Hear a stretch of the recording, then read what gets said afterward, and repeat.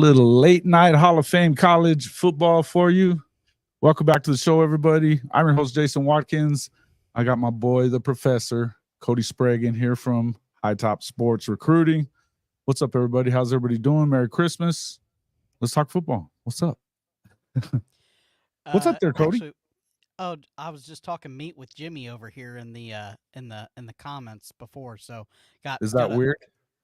No, man. That's a little weird. Talk Meat. You just said okay. A little prime rib action tomorrow. So okay, that's not weird. Yeah. The way you said it, a little weird. Welcome into the show, Jimmy. What's up, man? Derek Hamilton. Let's see who else we got in here. Of course, we got Wilkerson and Kim Hurst, Nathan Campbell, Stephen G, and Steve B, our boys, all the crew, Hall of Fame, Mafia, Kimberly K. There we go. The Kody you like. Yes. The Kody, yeah, it's the Kody everybody likes. It's the Kody everybody likes. You're not Okie like Kody. So they're pretty rough on Okie like Kody sometimes. Sometimes he needs it. Shout out to Bucky's. What's up with everybody? Oh, man, I already knew it was coming. Stephen G. Yeah. Comment down. What do you say? Rough day, man. Rough day. Professor. Yeah. It was a rough day for what? Rough day for what? Oh, yes. Yeah. Oh, yeah. Florida did play on, or the signing day is what he's talking about, right? Florida's not. It was in the bowl game, are they? No bowl game for us this year. Brutal. So, yeah, since you're in here, let's talk about that for a second. Folks, glad everybody's in here. The late night crew. That's right. I decided I've been struggling with the studio, but I got it up right in time to come in and say hello. I do have to do a couple of videos, so we're just going to go for probably about an hour. We're just going to mess around. So talk a little bit. Merry Christmas, Miss Kimberly K, Kim Hurst, Steve B, Kyle Lincecum. Are you new in here? Have we seen you a few times? Is that a new name? Mike Wilkerson, by the way, the Sooner Legends podcast is launching soon, so everybody get ready for that. We're working on some branding for him and some stuff like that, but I'm excited about that. Fred Bagley, how's it going, buddy? Glad everybody's in here. Welcome to the show. Merry Christmas, everybody. Kody, since you're here, what's going on with freaking Florida? How do you go from freaking top 5 in recruiting on Wednesday morning till noon? It's like 18th or 17th or whatever it is. How? It's Auburn. I think a lot of people in the SEC have really just buried their head in the sand on if Auburn can get right, if they could get a coach and the AAU and their boosters all together, right, all at once, which Auburn's has never done, right? If they could get them all in a line, all the stars align, boy, they could be deadly. And I think the SEC is in for a rude awakening.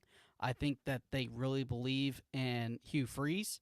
I think that the boosters finally got a coach that they like, because Auburn's not a desirable job, right, Jason, in the SEC. It's kind of one of those jobs that's like, well, golly, you got to deal with Alabama in your own state and all that. Alabama's there. They expect you to be like Alabama. Yeah, it's got to be a crappy job, really. But it's really perfect for Hugh Freeze, though. They recruited well this year. They flipped some big-time kids from not only Florida, but Georgia and some other teams. So I think that is one problem. Another problem is Texas had most of the talent this year when it comes to 5 stars. And so Florida being all the way across on the other coast, that is very tough to keep those kids. We lost Xavier Filsaime out of Texas. McKinney, I think, is where he plays. We lost another kid from Bama. So it's like, it's really hard to keep those relationships. Now, we got the crown jewel in DJ Lagway, the savior of the swamp out of Texas. And everybody wanted him, right? But it was rumored that they were about to lose him the night before. Of course, that was coming from USC, folks. But I usually trust USC, Jay. He was never going to USC. Texas A&M was the bigger threat with the money that they had. Really? Yes, for real. Yep. Yeah, that cash is pretty good over there. But Aggie Land, that's terrible. Just not a good place to fanatical be. Fan base that he could be the savior of. I mean, the guy wants to be a savior of the program, and he just chose Florida. So that's fine and dandy. But when you start recruiting across multiple state lines, it's very tough to keep the guys. This is why we fired Dan Mullen. Come on, it's Florida. Don't give me that crap. Hold on. We come on. We used to go to California to try to go get DBs, and it never made sense with Dan Mullen because they would never come. They would flip, or they wouldn't be the right fit, or they'd never make the field. You know what I think? What? I think that y'all wish that y'all hadn't fired Dan Mullen at this point. Am I wrong? There's a lot of Florida people that now personally I think we fired him too early. Yeah. With seeing the recruiting class of what Billy has put together, I think that I don't know. Now we did get we got LJ McCray and we got DJ. You can be real about it. Yeah, but LJ McCray, they're saying he could leave at any minute. No, he's signed. He's ready. He's ready. Okay, so he could leave after the spring. Come on. Yeah, all right, real quick. So Kyle Linscomb. I used to cover professional golf. So Brittany Linscomb, I don't know if you're related or not, but I've seen the name a few times. Seawalt, what's up, buddy? Good to see you in here, man. Yeah, that is a great handle, Mike. The Sooner Legends podcast. Good stuff, man. I can't wait for it. He's going to have a lot of that history stuff that is nothing but good because you're not going to talk about the seasons that they sucked. So, and he knows so much about the history of Oklahoma football. It's fun. It's fun stuff, man. I enjoy having chats with him about that stuff. But yeah, Fred Bagley, all you guys, welcome into the show. If you haven't hit the like button, I want to know why you hadn't wiped your feet before you came in my house. Come on. Got to make sure you do that. And we definitely need as many likes as possible. It helps. I mean, look, it's the free way to show that you support the program, and it's helpful. So even if you're watching us on Twitter or Facebook, jump over to the YouTube stream. It helps us out. Hit that like button, okay? And if you're not a subscriber, we are now, let's take a look at this. Well, it was 70 away. It's now 71. So I lost somebody. But happens. It happens. It does happen. Yeah. 71 away. We need to get to that. I'd love to get there on Monday. Christmas Day would be great. Christmas Day would be great. Tomorrow is Christmas Eve. You excited, man? You getting something good for what are you getting for Christmas there, Professor? I'm not getting anything good for Christmas, but the kids are getting a treat. They're getting a treat? Oh yeah. What do you got? They're not going to watch the show, are they? No.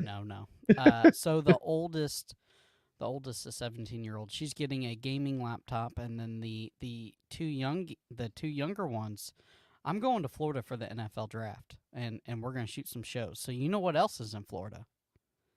What? Disney. Oh, yeah. You're going to be like the great dad now, huh? Oh yeah. Yeah, I dropped a shit ton of money on Disney this year. Yeah, it costs a lot of money, especially when they're going broke right now. Yep, about $2,100 is what it cost me. So, but you know what? That's why we work. That's why we do this. That's the it's something I never I was appreciated with some of the stuff that I got to do. I got to go to Japan Disney because we live there, but I never got to go to the real Disney World. So that's cool. So it's one of those things where I'm super excited for the kids to do. Yeah, man, it's fun for adults too. Good stuff. Who am I taking to the woodshed? Well, I'm in the woodshed. That's what old Bloody always calls it. The video set, the woodshed. But yeah, we could actually. I was just going to go into a little bit of that. Let's talk about what we were going to talk about. Let me take a look.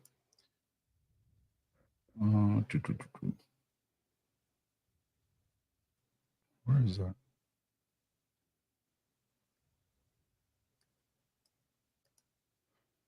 All right. Yeah, so let's start off. I see it now, Hank. Yeah, I'm supporting the SEC. SEC. Yeah, no chanting though. No chanting. Screw the SEC except for Oklahoma. All right. Yeah, it's pretty good stuff. CE, what's up, buddy? Do your part. Support the SEC, Professor. I like it. And yeah, it could be worse. Yes, let's talk about this.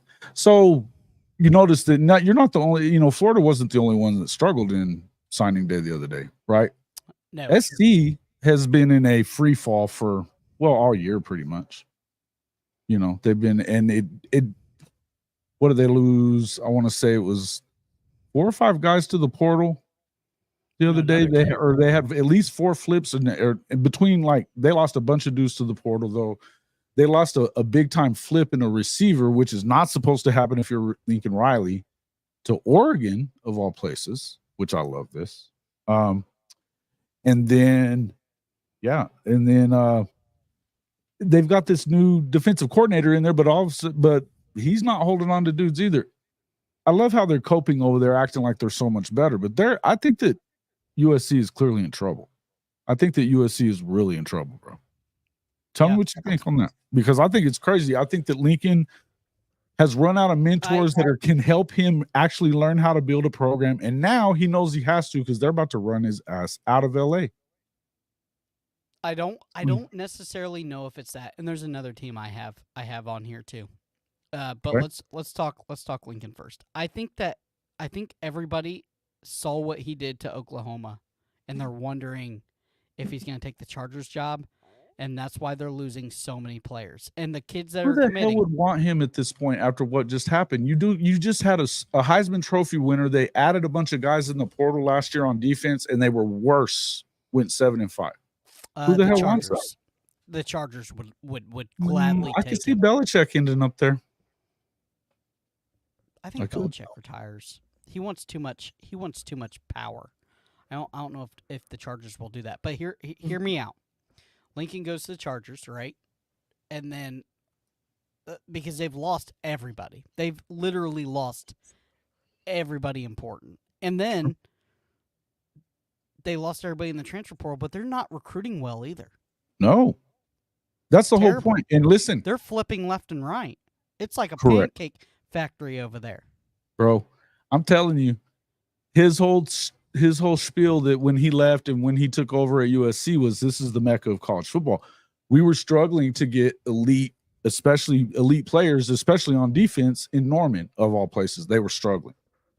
Meanwhile, Venables comes in, and this is the beauty of the whole thing, because this has been going on, and he's been saying stupid crap like this and making excuses. And now he's making excuses in LA that it's their NIL collective isn't ponying up enough cash. You can't tell me USC has money. They don't have money. Yeah, come on, man. Come on. Listen, think about this for a second. Think about this for a second. They bought him $100 million freaking mansion on the ocean. Don't tell me they don't have money to give to players out there. They want the Coliseum rocking like back in the day with Reggie Bush so bad. Not gonna happen. You're not telling me that they don't have money. I'm sorry, I don't believe it. Yeah. No, I don't. It's like SMU not having money. You're not going to tell me SMU. They gave him 110. Now, if he's so worried about the players he's getting and the money that's not going to these players, apparently, they gave him 110 million. I mean, cough up a couple of mil of your own money till you get your guys. He ain't gonna do that. He's not gonna do that. No, of course not. Of course not. I'll tell you another program and deep shit. Who's that? FSU. They lose their star safety to Georgia. Flip. Yeah. They lost another. They dropped. They dropped from what? They dropped from what? Like 4th or 5th to like 9 or 10. Yeah. And they've had massive transfers. The thing that Florida hasn't had is massive. Yeah, but they've done really good in the portal too. But this is where it's getting a little weird, because people are thinking that you can just go and play the portal game and be good. It's not really the case, man. You can a little bit. You can't build a whole team in the portal. No. You can't. And I mean, it's not a sustainable model. It's just not. But here's the, I mean, look, you got to think about this with some of these guys that we're talking about that are having losing seasons. If you're not, now obviously Florida State went undefeated, so they're not in that bad of shape. I wouldn't worry too much if I was that. They're so worried about legal fees trying to get out of the ACC, they don't know what's about to hit them. Well, they're going to be. I'm Right their seat right now, guys. They are going to be Well, lucky to be over street riding 500 time? next year. Here we go. They're going to be lucky to be over 500 next year. They're going to be lucky. Lucky. Oh, Florida to be over State? 500. Come Yes. on. They're in the ACC, bro. Come on. They're in the ACC. They're Although bad. they're trying to, are they going to be out or what? They're not going to be out yet. No. Yeah. Yeah. They're losing It's folks not- and not getting any replacements. That's the problem. Right. Well, If and you then wanna the other live in thing the that I would say, going back to SC a little bit. So it's funny that, you know, he's given all this lip service all this year about, you know, since he's fired Grinch, is that everything that they do is going to be towards bettering the USC defense. It's got to be better on defense. Everybody knows that. He hadn't been saying that a lot before now, that, you know, that you got to be bigger, you got it because they're moving to the Big Ten and all that stuff. He hadn't been saying all that, but now now that's what he's talking about, is that you have to get bigger. Well, duh. But the weird thing is that he kept the yoga instructor. Benny Wiley kept him. He fires the defensive staff. When Jim Leonard apparently wanted to hire his own staff, period, on defense, and he told him no, which was stupid. So he ends up with this, and maybe Denton Lynn is going to be fine. He told But Jim it's like Leonard no. Yes. So Jim Leonard's not there. He's still at Illinois. How god dang dumb are you? Yeah, that's him. Jim Leonard has had a top 5 defense the last 10 years. Dude, yeah, he's the best in the game right now out there. That's like out there for a defensive coordinator job. Hey, Neilio, what's up, my man? Happy Saturday evening to everybody. Here's to a great show tonight. Hey, Jason, what's up, Neil?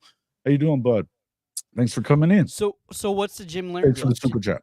Jim wanted to bring his own guys, strength and conditioning, and everything in, well, for sure, the entire defensive staff, and they wouldn't do it. He didn't, because he wanted to keep whoever it was that he had hired so far. But then they ended up losing some of the guys anyway. Now, Denton Lynn did a good job. He had a top 5 defense at UCLA last year, but he's still not Jim Leonard. And if you really care about, you know, the everything is going to be towards improving that defense headed into the Big Ten. They're soft. They're soft as baby shit, man. They are soft. And he's got a freaking yoga instructor as strength and conditioning coach. He's not wanting to fire him. And of course, they're making excuses around there. I don't get it. Why would you not go all the way when you know maybe he wants to get fired? I don't think he's going to the NFL, because I don't think anybody wants him, guys. I don't. I'm going to say this. I talked to a pretty relevant booster yesterday to Florida, because we don't have a linebacker coach. And I said, I don't care if you pay him $1 million a year. Go yank Jim Leonard out of Illinois. Go do it. You should pay him $2 million. That's what they were paying. I don't care what it costs. Levy at Oklahoma was $2 million. Go get Jim Leonard and pay the man. Yes. The dude is elite. He's elite. He's Absolutely. elite at everything he does. Number 1, he's a 10-year NFL vet. Number 2, he's had elite defenses in the Big Ten for the last 5, 6, 7 years out of Wisconsin that recruits nobody. So he gets 2 and 3 stars, and he forms them into elite caliber defensive players. Number 3, he's just a dude. You know what I mean? He's just a winner. Oh, believe me, I think that if he was really available, and I know that for whatever reason, Coach Venables likes Ted Roof, but I think that he would hire him for sure. Well, he's with Beelum up there, which was his former coach up there in Illinois. And so I get it, but just pay the guy $2 million. It's well worth your money. You're going to have a top 5 defense instantly. There's no doubt. It should have been overnight. Hey, dude, give him part of your salary if you're Lincoln Riley. Go do that. Why are you not doing that? I don't get it either. That's what I'm talking about. And he's making excuses about the NIL, and it's, you know, it ain't the NIL. It's not the NIL. It ain't the NIL. I'm aware. Bullshit. I'm aware. That guy's full of crap. There's no doubt. Listen, I'm going to tell you this. Ohio State has a terrible NIL program, and there's Oh, whatever. They're classes paying going those there. dudes. Come on. They're paying those dudes. But their Don't get NIL it is twisted. not as good as Oklahoma, Texas, and Florida. It's not as good. The money's But there. what Coach, they have I put a link in your messenger if you want to come in. What they have is they have the ability to recruit the whole Midwest, and it's a staple program. So they really don't have to pay like what these SEC and Southern schools have to, because they're the staple. They're Bama. They're the Bama of North, is what they are. Yeah. That's a pretty good one there, Hankster. Is lower than Enron. I mean, not everybody would get it, but I did. Oh yeah, it's solid. I liked it. Yeah. Get the coach in? I haven't talked to the coach in a while. Coach. Yeah, I put it in there, but he's like, don't you guys ever sleep? So maybe not. Yeah, whatever. I need to update these sounds. What kind of sounds do we need on the board just to mess with people? Kody, the number 2 recruiting class. Yeah, they're the Buckeyes. No, they don't. It's Georgia, Bama, Texas, Oregon. The 247 one may be different though. But how did that happen then? After the dudes coming in, the transfer guys too. Team rankings. Let's see. No, it's Georgia, Bama, Texas in the composite. Georgia, Bama, Texas, Miami, then Ohio State, then Oregon. Auburn jumped all the way to 7th, man, and they were at like 16th or 17th, weren't they? Like the day before. That's painful for the Mo Gators, and that's the thing I was going to say about them is like, bro. Billy did not do a great coaching job this year. His play calling was shit. And the only thing good about everything that he was doing was recruiting. For it to drop like that, that's tough, man, when you got a top 5 class to drop that far. Because you guys dropped all the way to 16 on the composite. Yep. Still kept your 2 5-stars, but I mean that's pretty wild, man. Pretty wild. I think there was some kids that they thought were gonna make the transition and be bought in, and they just decide to go a different way. And these kids are 18, 19 years old. They, as Coach Rhyme says, they don't stay loyal to their girlfriend, let alone us. So It's one of those things. We didn't lose the 2 big ones, right? We didn't lose Lagway, and we didn't lose McCray. Now, okay, so there's a good question. Had they lost Lagway, had he lost Lagway, would they have fired him that day? I personally, if I was the athletic director, I would have had to fire him. I don't know if they would have forked over the money to fire him, because they're still paying. It's a lot of money on the contract left, right? Yeah. It was a 5-year, like $100 million or something like that. So I wait. They gave that dude the same amount of money that they gave Lincoln Riley and Kelly. $100 million. Let me see what is. No way. That's nuts. Hope we flip McKinley. Yeah, we'll see what's up on that. But dude, that's nutty. Struggling to see that. 50, it's 7 for 51. No, it's not that bad. It's 7 for 51 million. Well, it's still a lot of money, bro. But it's a shit ton of money. It's still half of that. So, and they went 6-7 last year. Yep. 5-7 this year. Yep. This is not good. And have a brutal schedule this coming year. The probably the toughest schedule in college football history. Yeah. Yep. Maybe not just in the nation, like period ever. Who the hell's had a schedule like that? And so what do you do, Jason? If you're the AD, do you write it out and know that Lagway? Man, I think it sucks for him because if he doesn't, then they're on his ass too. And who's to say who's going to be on his ass? Because you can't expect him to go in there and let's look at tell me the schedule. Let me look at it. I'll go into it. Put on the shirt. That's wild, bro. Because No. Man. So Mertz is coming back, obviously. I get that, but Etienne may not go to Georgia. Oh, please. No, there's some things there. What do you mean? There's some things there. we might keep him. Okay. But a running back is not that big a deal. I think that it's a tough schedule. I think he's in a tough spot. Mm-hmm. Maybe bump that up a little bit in size. Yeah, I think it's hard on your AD as well because you got to think about it. That's a tough situation because you got. Hold on. That's not the schedule. Yeah, that's not good. What is this about? Come on, man. Yeah, I don't know what schedule. Oh, this is bowl week schedule. Oh. You need 2025. Let's go to Florida. This thing is brutal. Oh, they don't even have it. I'm gonna have to go back.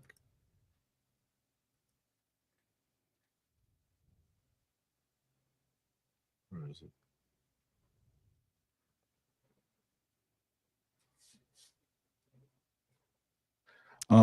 D-line is in a tough spot right now, yeah.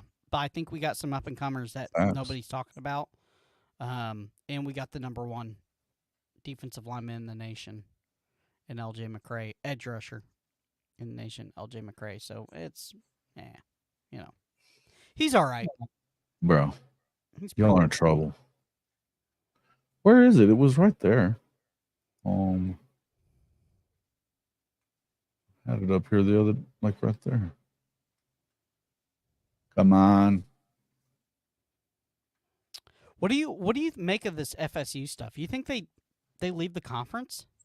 Yeah. I think it's over with. I think that they don't have money. The ACC screwed up. The ACC screwed that up so bad. Yeah, but they're broke. They're broke as broke. What does that even mean? They are not broke. Why are you saying that? They're like one of the freaking rich schools. They got more money than Florida.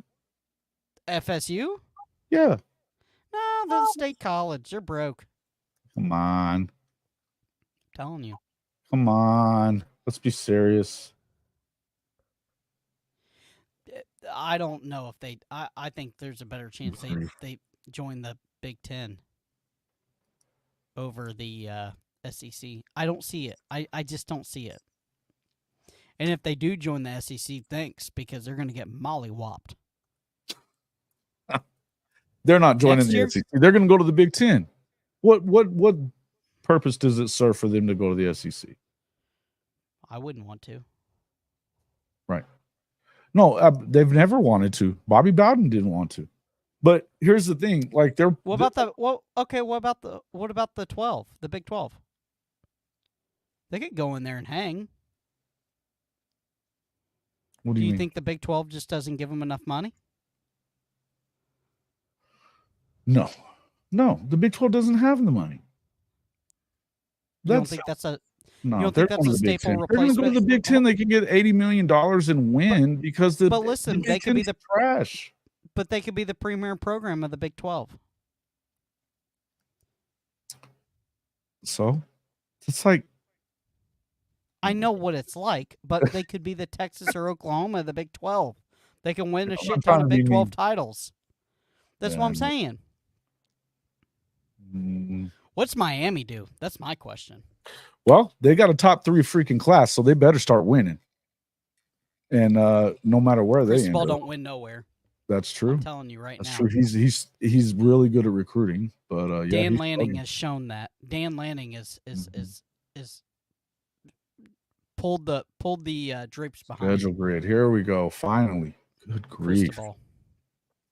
Do what now? Say it again. Lanning has pulled the sheet behind Cristobal. Yeah. What does that mean?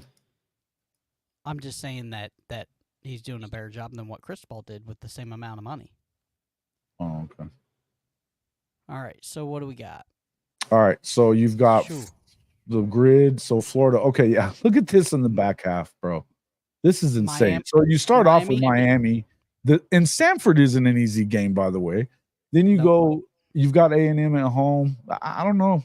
Mississippi State on the road, you should win that one. But I hate going to Starksville, though. Starksville's a tough place to play with the damn cowbells. Fair. Okay. If they can't handle the cowbells, then you're not going to be able to handle the freaking offense that they're going to. But Blake Shapen is their quarterback. Not to worry. You should get a lot of interceptions. Now, you get a bye week on the 28th, and then you go to Central Florida. Hey, UCF, you can't lose that game, bro. Can't lose that game, but you probably will. Then you got to go to Knoxville. Yes. Then Knoxville, then Kentucky at home. And Kentucky's kind of got your number, but you should win at home.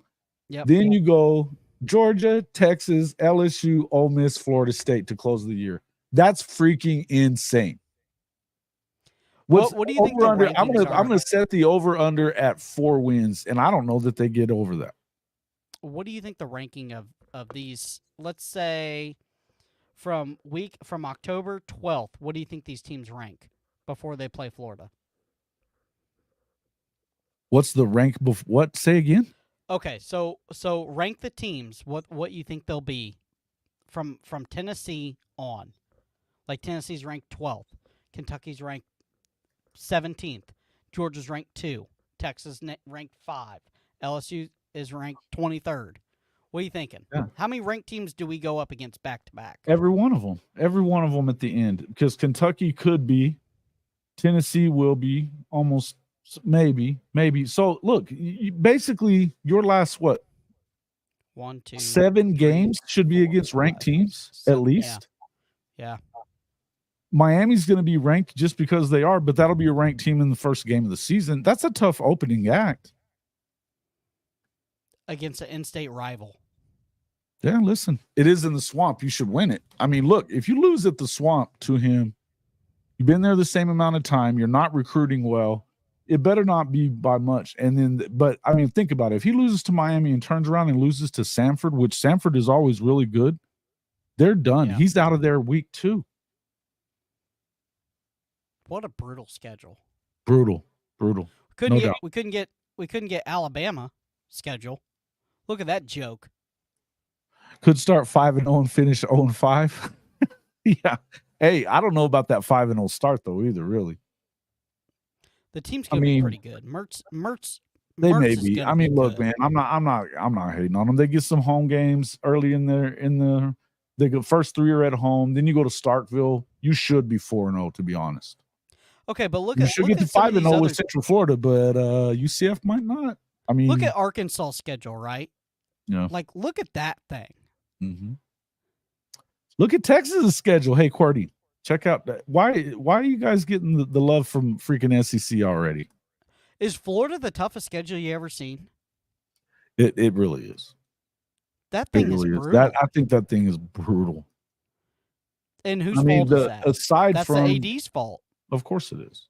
Because he has the mentality. It's not his fault the way that the freaking SEC set up the freaking back half. I mean, damn. You gotta give the guy another year after that, right?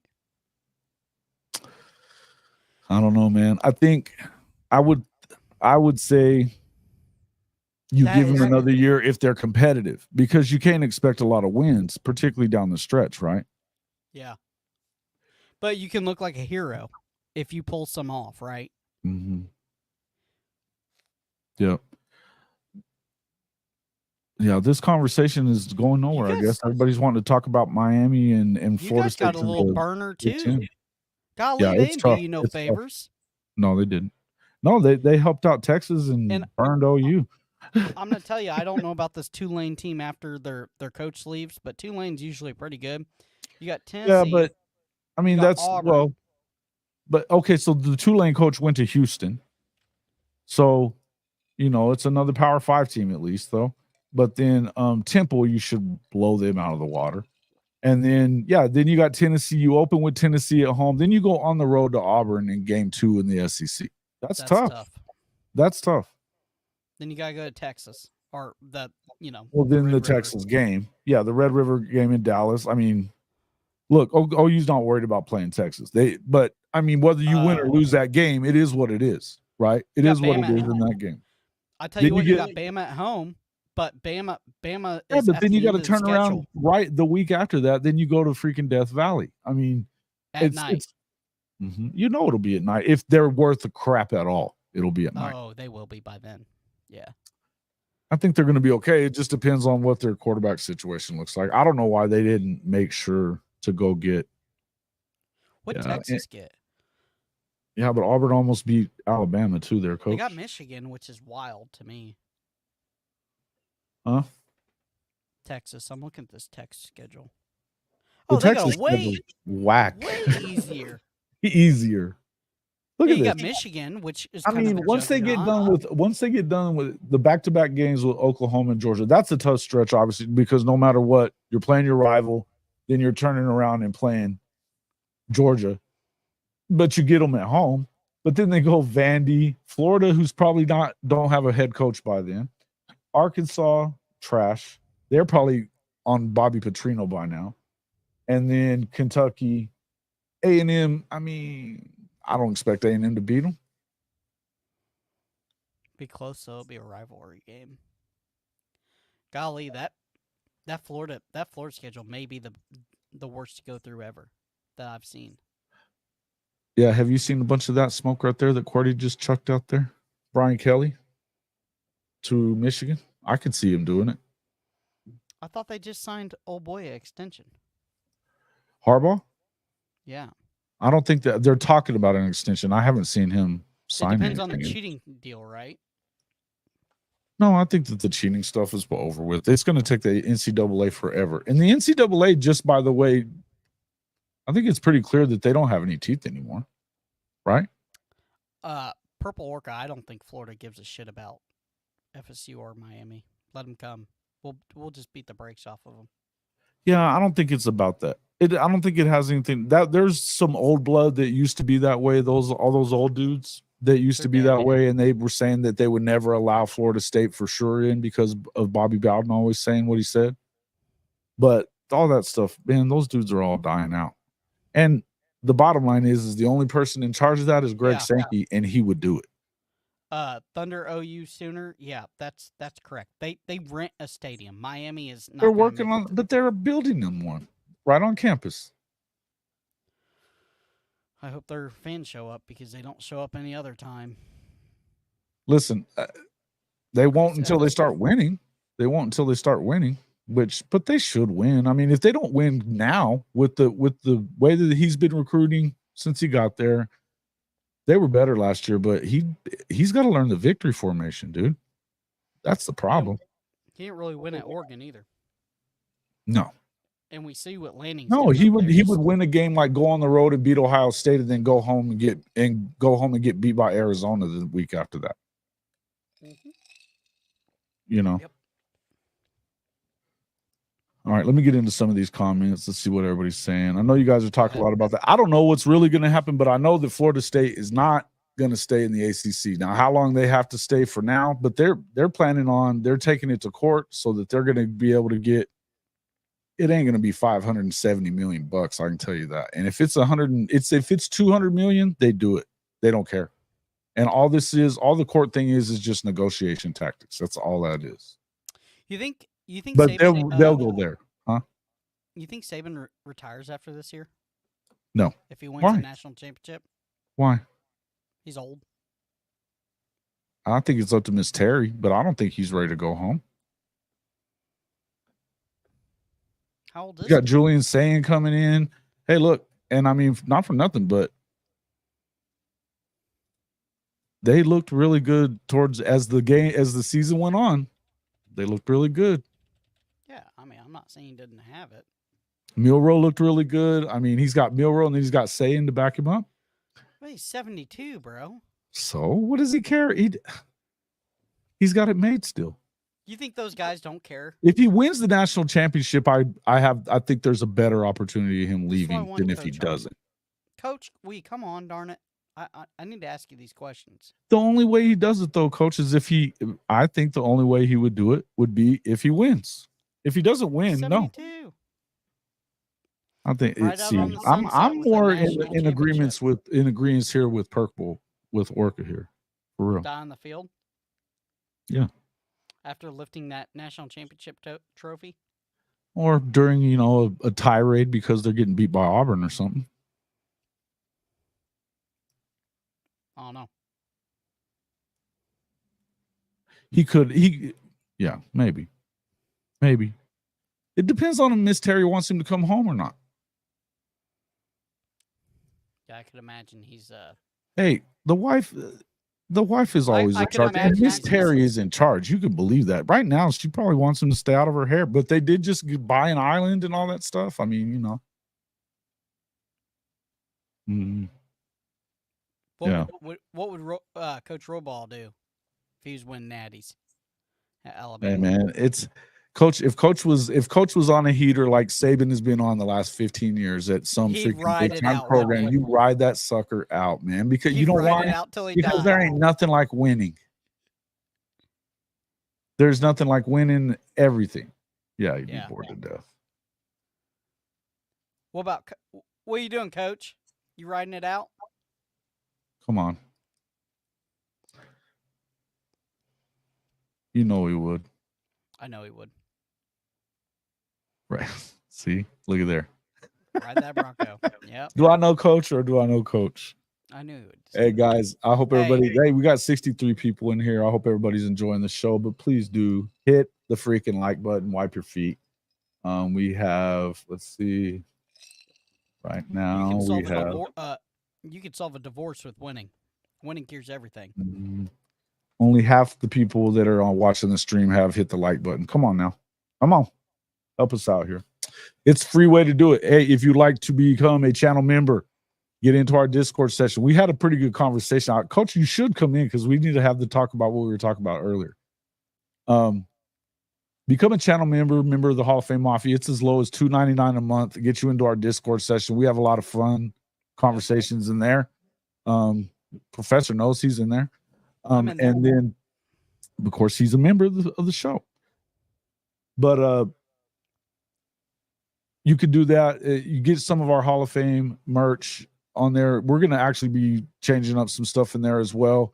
But there's lots of ways to support the show. The freaking free way is just to hit the like button or even the dislike button. If you hate it, you can hit that too. It's all good, you know, because we just need to make sure that the algorithm continues to pick us up. We'd appreciate that. But look, if you want to become a member, jump on there. It's at CFB. It's at CFB-pod/join on YouTube.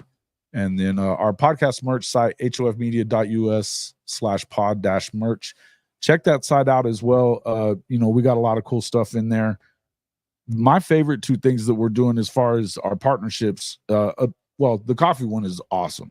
You know, Devil Dog Coffee is unbelievable. Yeah. Great coffee. I love it that everything, no matter all the sales that he gets, he sends 5% to the Wounded Warrior program, which when you're a veteran like me and Kody are, that is as big as anything for me. I don't care less about getting a freaking commission at all. To me, I'd rather just see, you know, that's the one thing that matters so much in this deal. But, you know, hey, there he is. Check it out. We got the coach. What's up, Coach? What's up, guys? Do y'all ever sleep? Never.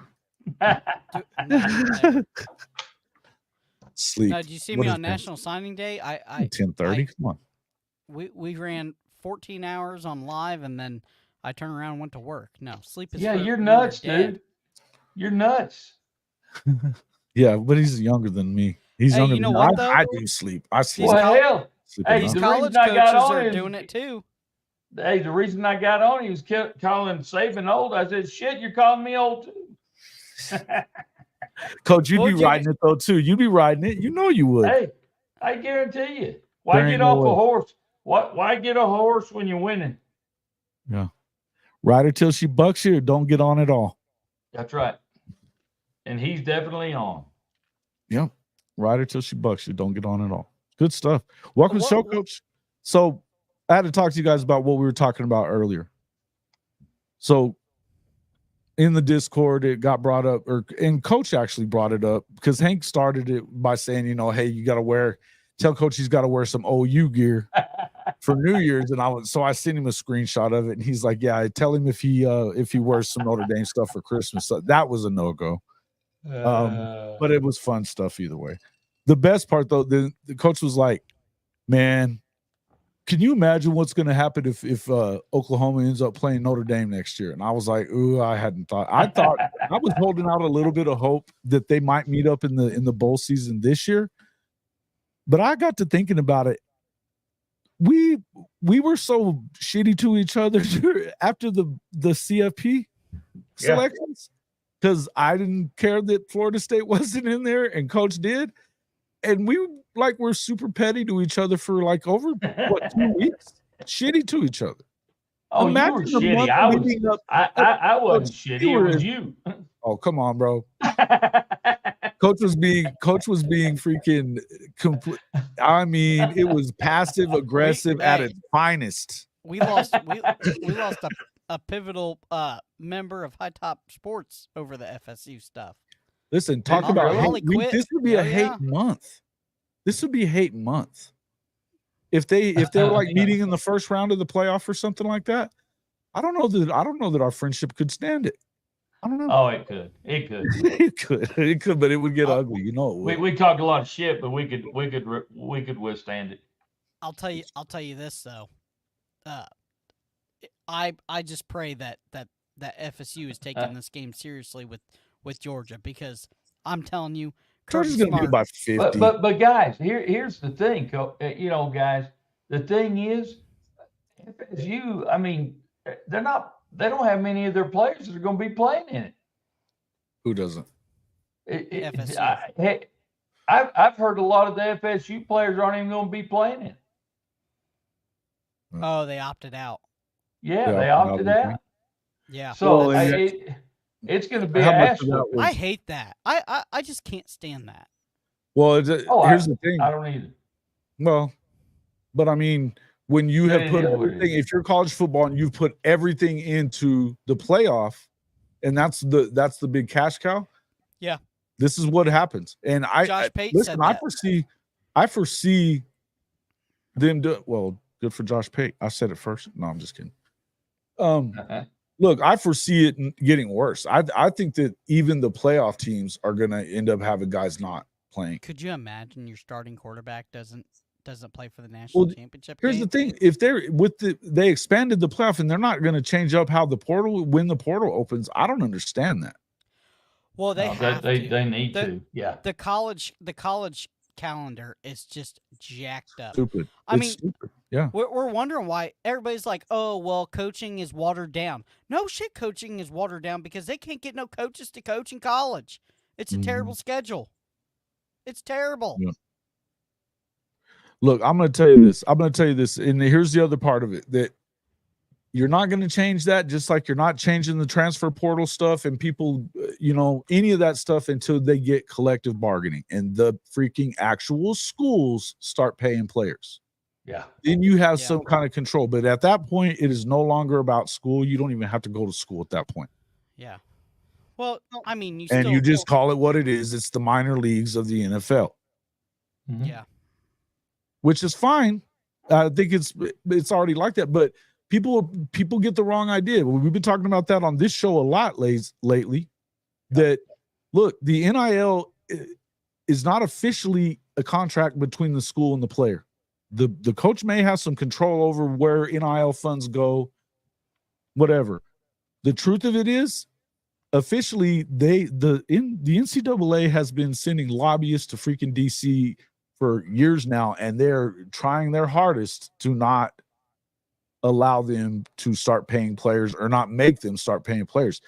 They do not want a revenue share. They're making more money than ever, and it only gets better starting next year. And they guarantee you they don't want a revenue share. Mm.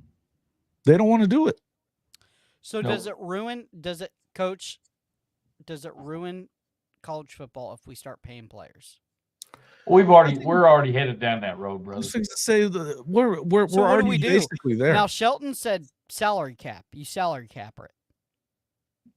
It doesn't matter. I mean, good luck with that. None of it is going to ruin college football, though. I don't buy that crap at all. Now anybody that doesn't want to pay the players, that's what they're saying. But they said that the NIL and the portal were going to ruin college football. If you want to be honest, the playing field's being leveled because of NIL and transfer portal. I agree too. Oh, yeah. But for level sure. for who? The players? Because Well, it's no, not teams. being level for all schools. not completely, but think about Not something. everybody's got the same kind of money. No, that's true. No, but I'm And saying so- among the Power 5 schools, there's Okay. more parity than there's ever Okay. been, Okay. Yeah. right? Because Think about this. Think about truthfully- this in 2016, 2017, 2018, 2019. What was it? 4 years in a row that Clemson and Alabama played for the national championship, and Yes. people were sick as shit of it. Yeah. Think about that. This has leveled the playing field up there. Now, what needs to happen? Non-Power 5 should really just break off and do their own thing. Yeah. Because they're never going to catch up. You know, they just really look. Yeah, I don't know. You could have a smaller. We're going to school do the with a couple soccer thing. super- Are we going to talk about the European soccer thing and No. relegation? and all that But I shit? think- Because I if think- we are, No. I'm not into that. I think you're missing out on the point that there's where the money comes from is successful people from that program, right? Like UF or Oklahoma, the boosters are successful people that made millions of dollars and went to that school and went to see Hold that on. school. You can't tell me that there's not successful people at Tulane or What's up, Brisky? San Diego State or Yeah, but guys, it's all relative. It's in the numbers. Correct. And Think about this. Now, you can't just stash them if you're Nick Saban anymore. You can't just stash these No. kids on your bench That's for done. freaking 3 years, and you've got a red shirt year, so you get them still for, basically for another 2 full years before you have to send them away. You That's can't why I just like do that it. anymore, because now if they don't get to play right away, they're out. Honestly, guys, where I think we're headed with this, I think we're, and we've talked about it 100 times, but we're headed to 2 conferences, and Yeah. really I don't know how be quick that's fair, going to happen, but it'll happen at some point. but that's the road, that's the path we're on. Right. And then what needs to happen is there needs to be another breakdown of other schools, what I call the all you others, that need to play for a different national title, because Yeah. And I at the think end of the day, I think they do the 2 too. conferences are going to be the ones that are playing for the true national title, and now. everybody else is going to be left behind. I ask you Right. this, Coach. If you're a head coach at a premier program, Notre Dame, Florida, OU, Texas, whatever, Sure. how are you attacking this? What are you doing to attack this? Do you feel like there needs to be a transfer portal clause to where, listen, if our NIL is investing money in you, you can't hop in the transfer portal. Hold on. Before you say, you're not going to do anything as long as it's still just NIL. Because how in the hell are you supposed to control players? I can't. Whenever- As a college, whenever I can't. Coaches can leave. Coaches can leave whenever the hell they want, but players got to stay because some company is paying them to endorse their products online. Come on, bro. You don't like it? I you am not anti-player on this. I will continue to I'm say not I don't anti-player give a either. crap if they leave. In fact, this is the best thing. This is going to force the NCAA and all the schools to do the right damn thing. It's not even the NCAA. They're irrelevant. Yeah, the NCAA doesn't matter. It's That the was clear. conferences. That injunction went in the other day. Now it's a free for all again. It absolutely is a free for all again. And all you folks that want to sit here and you're mad because you lose a player, you lose this player, you lose that player, get the school to do the right thing, and you won't, because that's the only way that you're going to actually have a contract that can bind them to anything. So non-NIL, if the universities start paying these players, then it's a non-transfer clause you're okay with? What's that? A non-transfer clause. Say that whole thing You would have again. a I lost contract you. with the school as an employee or as a player for Correct. that. It's basically a professional. I'm not football talking the team entire now. time. I'm not talking lock them down for 2 years. Say, listen, we're going to pay Yeah, you listen, I think that $50,000 for 2 years, and here's the clause: you ain't going nowhere for 2 years, Are you okay with And that? if we're playing in a damn bowl game, you're playing in a bowl game. It's collectively bargained, but you're going to have to bargain for that and pay for that, right? But you know what happens, right? Issue. But you know what happens with that. So you're paying me. I'm a stud quarterback. Hell, I'm the Heisman Trophy winner, and we're playing in a bowl game. And I already know I'm going to go in the NFL draft. And you're telling me because of our clause that I must play in that bowl game, correct? What about if we do exclusive for first rounder grades? Because I know where you're going with this. Second rounders. Because you know what I'm going to do. Oh shit! I pulled my hammy, man. I can't go. I mean, there's so many ins and outs and ways to get around shit. How can we keep the living and breathing for the Irish and for the Gators and for Oklahoma? How can we? Hey man, they've been doing these kids wrong for freaking decades. And hey, Neilio, they're not dealing them totally wrong. They got an education and they got a stop it. They got food. They got a meal plan. It's not totally wrong. Jason, we had to serve 4 years to get that. You know what? They also have a rule that they have to be at least. They have to get at least. I agree, but look, there's a lot of kids that were in worse shape than we were coming into the military. Oh, for sure. Right? Afterwards. And look, there's a rule that says they can't enter the NFL until they've been out of high school for 3 years. Now, that's obviously a physicality thing and getting big enough to play in the NFL. But, and let's just be real, there's only, 10% of these guys that make it to the league anyway. 2. Maybe not even be that many. 2. Yeah. Okay, yeah, 2. All right. Neilio says, question for you, Jason. Would you have the same opinion if your favorite team wasn't a cash cow such as OU is? Yeah, look, here's the thing. It's not – we all know that officially it's an official thing. The NIL, yes, Oklahoma has some control over it or whatever, and you've got guys like the King is out there in his NIL collective. They're working on it. Right, I get all that. And I understand that it helps them. But it also, look, they didn't pay Dylan Gabriel like they did at Oregon. There's teams that are going to outpay for certain people. All those defensive linemen that went to Texas A&M, you think they went there to win? Because they didn't. I mean, we know. I mean, we know about A&M. A&M has been the same for freaking 75 years. Yep, they're the same team. They've got the same winning percentage that they had back in the 30s and 40s. Yep, it's no different. But the deal is, look, you're going to have to do it the right way. You have to collectively bargain this thing in order for you to, as long as the schools and the NCAA don't want that, which you know they don't, that means that they're going to give up all this big money that they're getting, and it's bigger than it's ever been. And you're going to have to give, at minimum, 40% of it to the players right away, and it'll go up to above 50. Mm-hmm. They don't want to do that. I would like for the jersey sales to be the biggest part of NIL. Because Fanatics is selling a Here's the other. I would agree with you on this point here, Kim. I would agree with you on this point is that the portal is dangerous. But again, if you have the ability to do it, doesn't mean that you should. If you've got a good thing going at wherever the hell it is, you have a scholarship that you can continue to stay there, no matter if you're making a lot of money or not. The truth is, if you're not already at a big program, unless somebody has tampered with you, which you can do that at this point. I mean, tampering is just a word to me. But you shouldn't be just going and jumping in the portal unless somebody told you that they're going to freaking sign you. Right. At this point.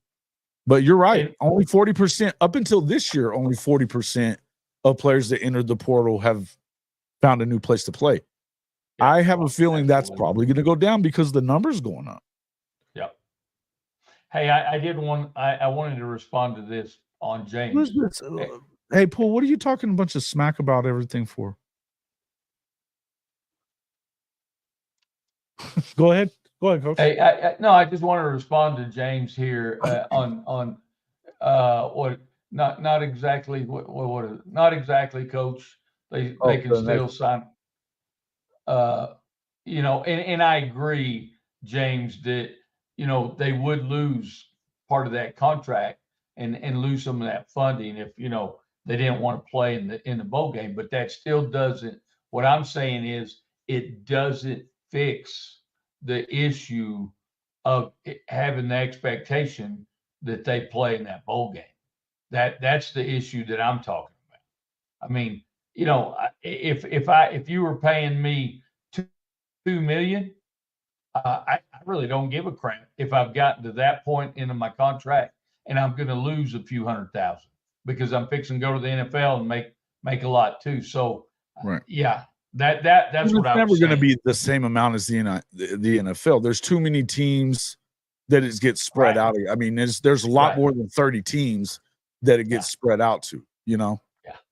But they are going to have to collectively bargain it. They're going to have to do it. And this is why if you'd be smart if you were the FBS to be able to say, look, you probably have a better opportunity of getting guys that you could keep around, to me. Go ahead. The piranhas are in the water too, guys, because now you're starting to have all these agents. Now all these agents are going to be jumping on these college kids, making the deals for them. And so that's another ugly part of this. I mean, there's a lot of good coming from this, but it just needs to be. Well, the bad is coming from. Right. And the bad is coming from the fact that they screwed it up. They didn't. Right. It was like look, that Ed O'Bannon lawsuit was around for 4 years before that happened. It took them going to the Supreme Court and asking for something totally off subject and then Kavanaugh went at them and said that their labor practices were like slave labor. Yeah. And that he was fixing to get their ass. So they instituted NIL with no kind of regulations on it. The states, every state has to kind of do their own thing with it. You got states like Missouri that are out there letting them do it in high school, and a lot of places are actually now. Texas they are. They're changing in a lot of ways. That's all well and good, but the truth of it is, if you want control over these kids, you're going to have to give them collective bargaining and sign them to a real employment contract. You got to do it. They don't want to. They can afford it. They left it vague for a reason, Bishop Frank. They left it. You know why? That way they can continue doing things shadily. Yeah. Just absolutely. And making it up as they go along. The only thing they want to make for sure is that they could hold on to their status as quote unquote nonprofit or whatever the heck. I don't know exactly. It's not exactly nonprofit, but write-offs, but huge. Yeah, because it's a education institution or whatever. What I'm surprised about. Well, I'm not surprised, but one of these kids are going to get popped for tax evasion. I mean, maybe, but one of these kids are going to. I'm telling you. If you're one of these, well, listen. One of these kids are going to get a NFL guys get popped for tax evasion. What's the difference? Yeah. Well, not tax. I'm not saying tax evasion intentionally. I'm saying doesn't a family friend is running their finances and jacks it up for them, and they're going to go to federal prison for it. But this is why that's way outside of the box. So that doesn't have anything to do. No, I'm just saying what we're talking about. Bound to happen. It's but bound to happen. It will. You feel bad, and you feel bad for the poor kid because, Coach, you know plenty of them that would have got popped if they were getting money like that, right? Sure, absolutely. Because their family would totally screw them over like that. Absolutely, there's no doubt. And again, that's another piece of the fallout of part of this deal. I mean, guys, and again, it's we're becoming NFL junior is all we're becoming. But just claim it if you're going to be Kim is talking about. This is the reason. What you just said, tax evasion. There could be a lot of things, but these are the reasons that if you're the NFL, you have all these seminars and stuff that they got to do as rookies when they come in, right? Mm-hmm. Where they have to go learn about how to take care of their money and how they, how much taxes really are. Don't bet. When you get it, huh? Betting. Sure, all that stuff. Right. gambling But is the giant. point Well, is- right? and that's Well, and that that's shit's what I going on too. Look at the entire state of Iowa is in trouble for it. Yeah. Yep. Well, and that's what I'm saying, guys. This needs to be put in a box. There needs to be a group of people need to sit down, whether it's presidents or whoever it might be, presidents, athletic directors need to sit down and let's put this in a box and let's make it work. Number one, let's take care of the players. That's right. Number two, let's protect the players. But the issue with that is, and I don't guess there's a kind way to say it. The presidents really don't give a shit at the end of the day about the players and protecting them, and they're worried about the money they're going to be making, but still that meeting, that committee, whatever you want to call it, needs to be put together, and let's create an outline and plan of what NIL looks like going forward. Yeah, but because how right long does now that take, we're in the wild damn west right now. Yeah. Boomer. Fire up the Pony Express. Absolutely. Right? Yep. And they've shown it. They've shown it in recruiting. Yeah. They went from like 150th to like you know why it's gonna happen though? You know why it's gonna happen? Because there's already lawsuits in states that are definitely gonna call for collective bargaining in freaking college sports. That's why. This is such so Boomer 129. That's gonna happen. It is gonna happen. It's just a matter of when. And this is the reason we haven't had a NCAA a football game, right? For 10 years because they couldn't figure out the payment of the players. It's like, guys, we can't have a game on a console because you can't figure out the pay on the players. You can't even figure out what you're even doing with paying players right now. Nope. And who's paying them? Nobody knows who's you keep paying saying them. We need to save the players from themselves. When the hell are you going to save the NCAA from itself or in all these schools? Yeah. And Coach is right, man. They don't care about the players. And, the things like saying this about the PWO. Look, man, I get it. I get what we're saying here, but we're talking about professional football. It's close. We're talking about and competitive, and even if it's college football, look, man, I'm all for PWOs. I think that's great. You get opportunities to kids that wouldn't normally have them. But let's just be honest. How many of those kids turn into NFL players that walk on? I know that Baker did. Most of them don't. Yeah. All it takes is this, right? Me, you, and Coach, we started Amazon. Let's say we started Amazon, and we were all OU graduates, right? OU's not winning national championships right now. Hey, that shit ain't never happened.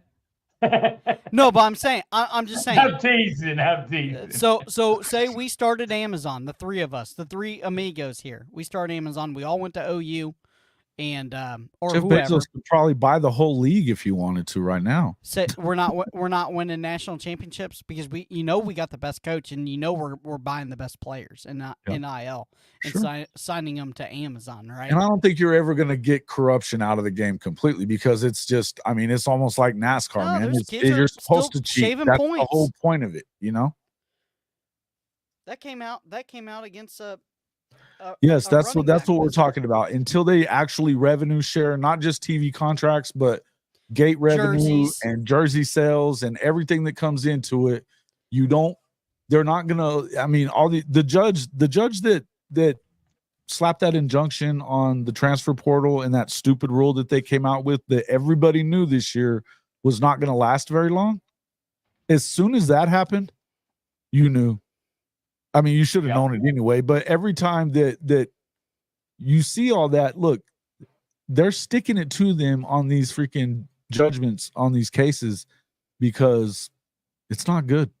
They know that they're doing it wrong, and there's going to be somebody along the way that's going to, I think the California one looks like they're going to go to unions.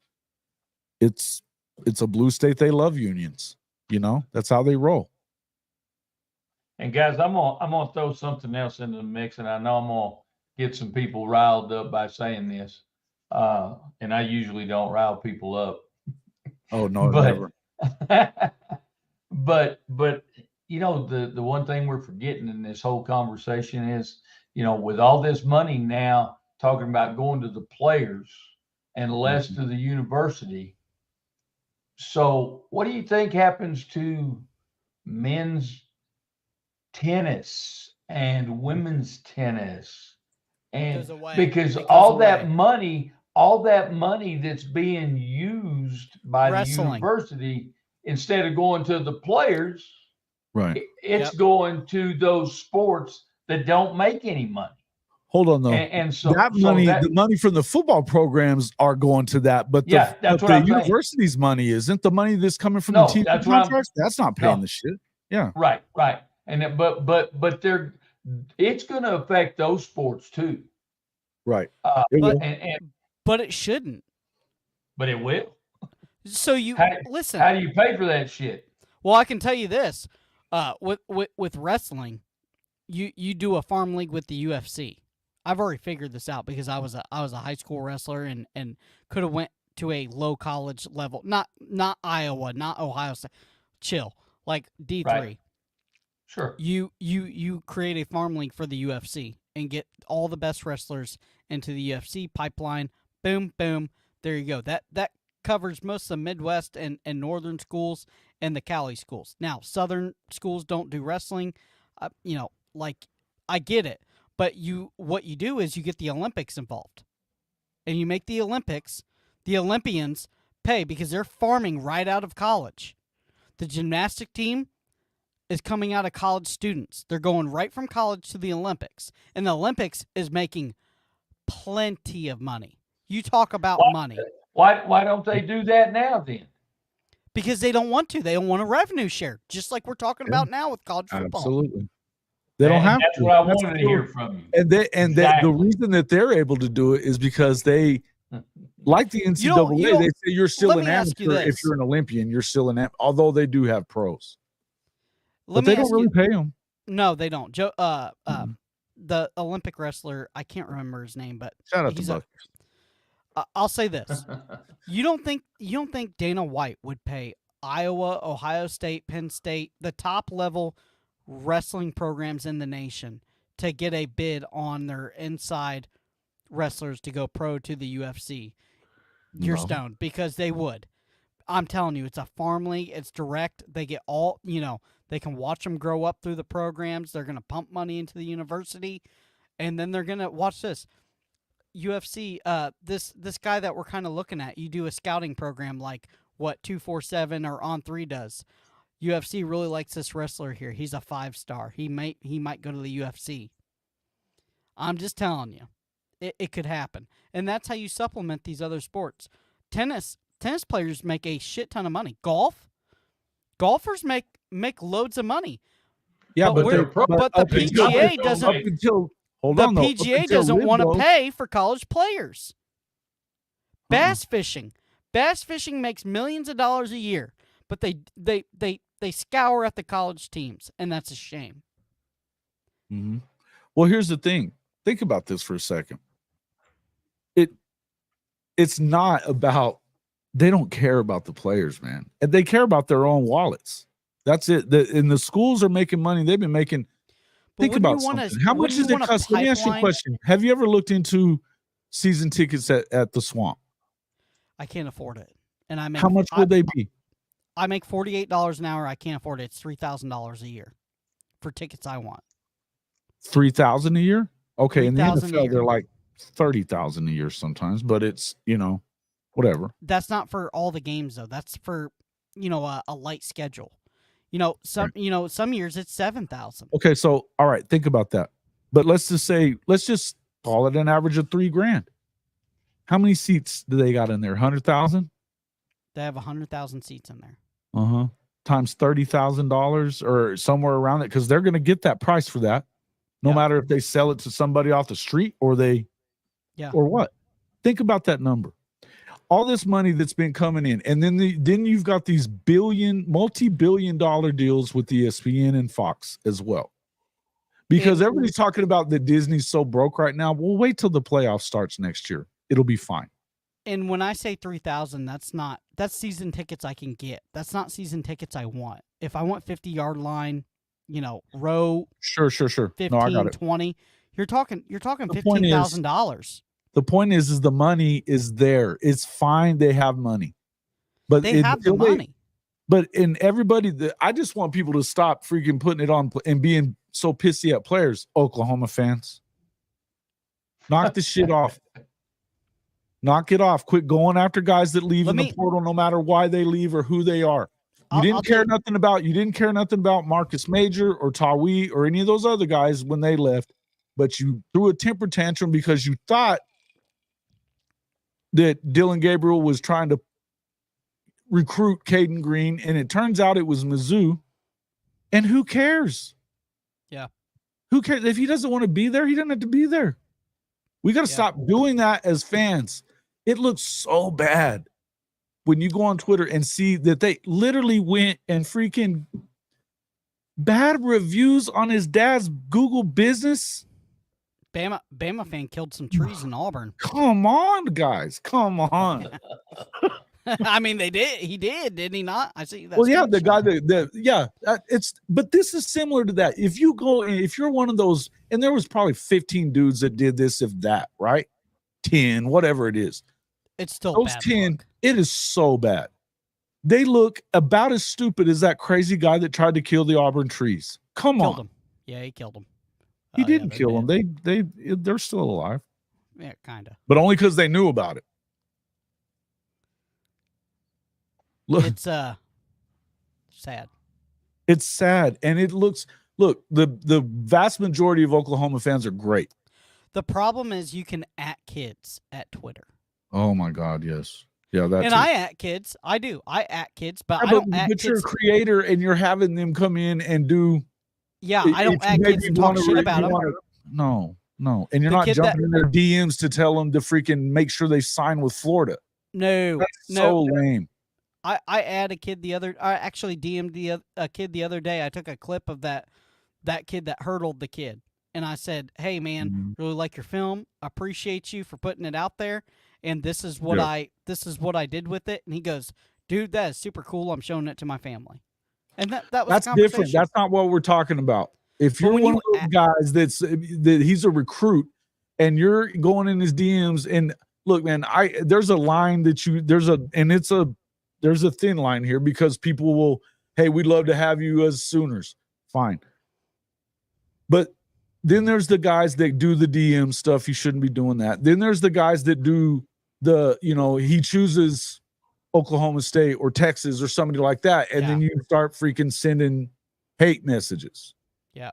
It's just so bad. And we get it. We get it in the comments. We know how it is. It can affect your mental too.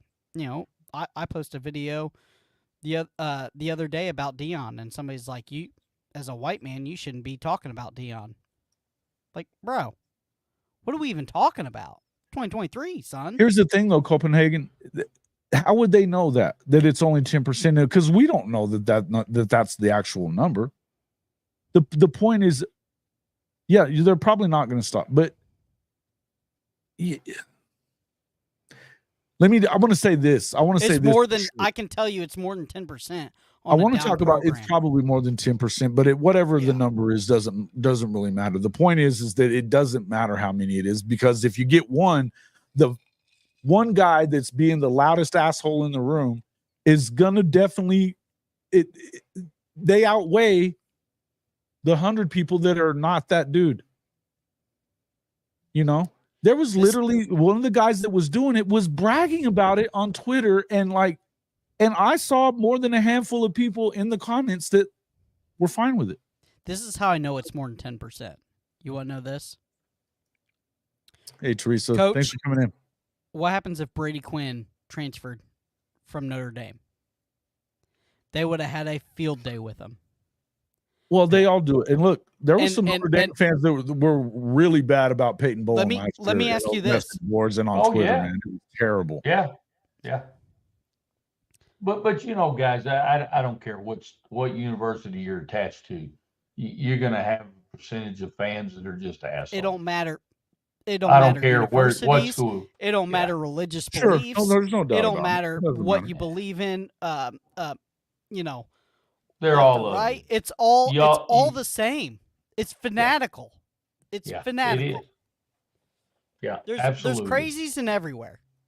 And it's unfortunate that the kids have to deal with that, because again, I think sometimes we forget as a fan They're base 18 and that 19-year-old kids.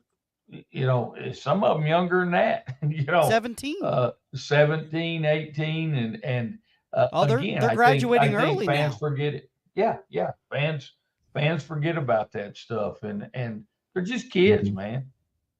But I mean, and when they're talking, the kids though are talking about it. I mean, somebody was talking about it last week that well, you have the one podcast that the kids do.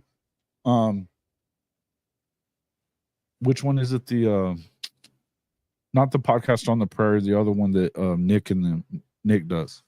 They were talking about some of the stuff that gets said to some of the girls that play sports at OU or whatever, and they're we're talking young girls that might be in their 20s, and some of the old ass dudes that do a bunch of that crap. It's crazy, right? Hey Jason, why don't you let old D-Pool into the show here so he can show us how profound he is? Yeah, D-Pool can about get kicked out of here if he don't shut his mouth. Who's D-Pool? Some Texas jackass. Nothing abnormal there. We're not even trashing Texas right now. Sheesh. Yeah, talk about problems. Hey, let's talk a little bit. Let's change the topic a little bit. Let's talk a little bit about the bowl games a little bit, or something. Let's talk about something positive. You want Final Four? Yeah. Let's talk about that.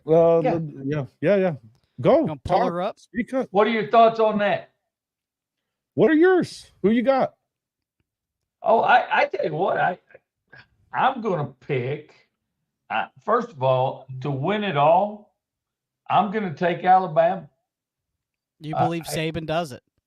I think he does. He's the GOAT, man.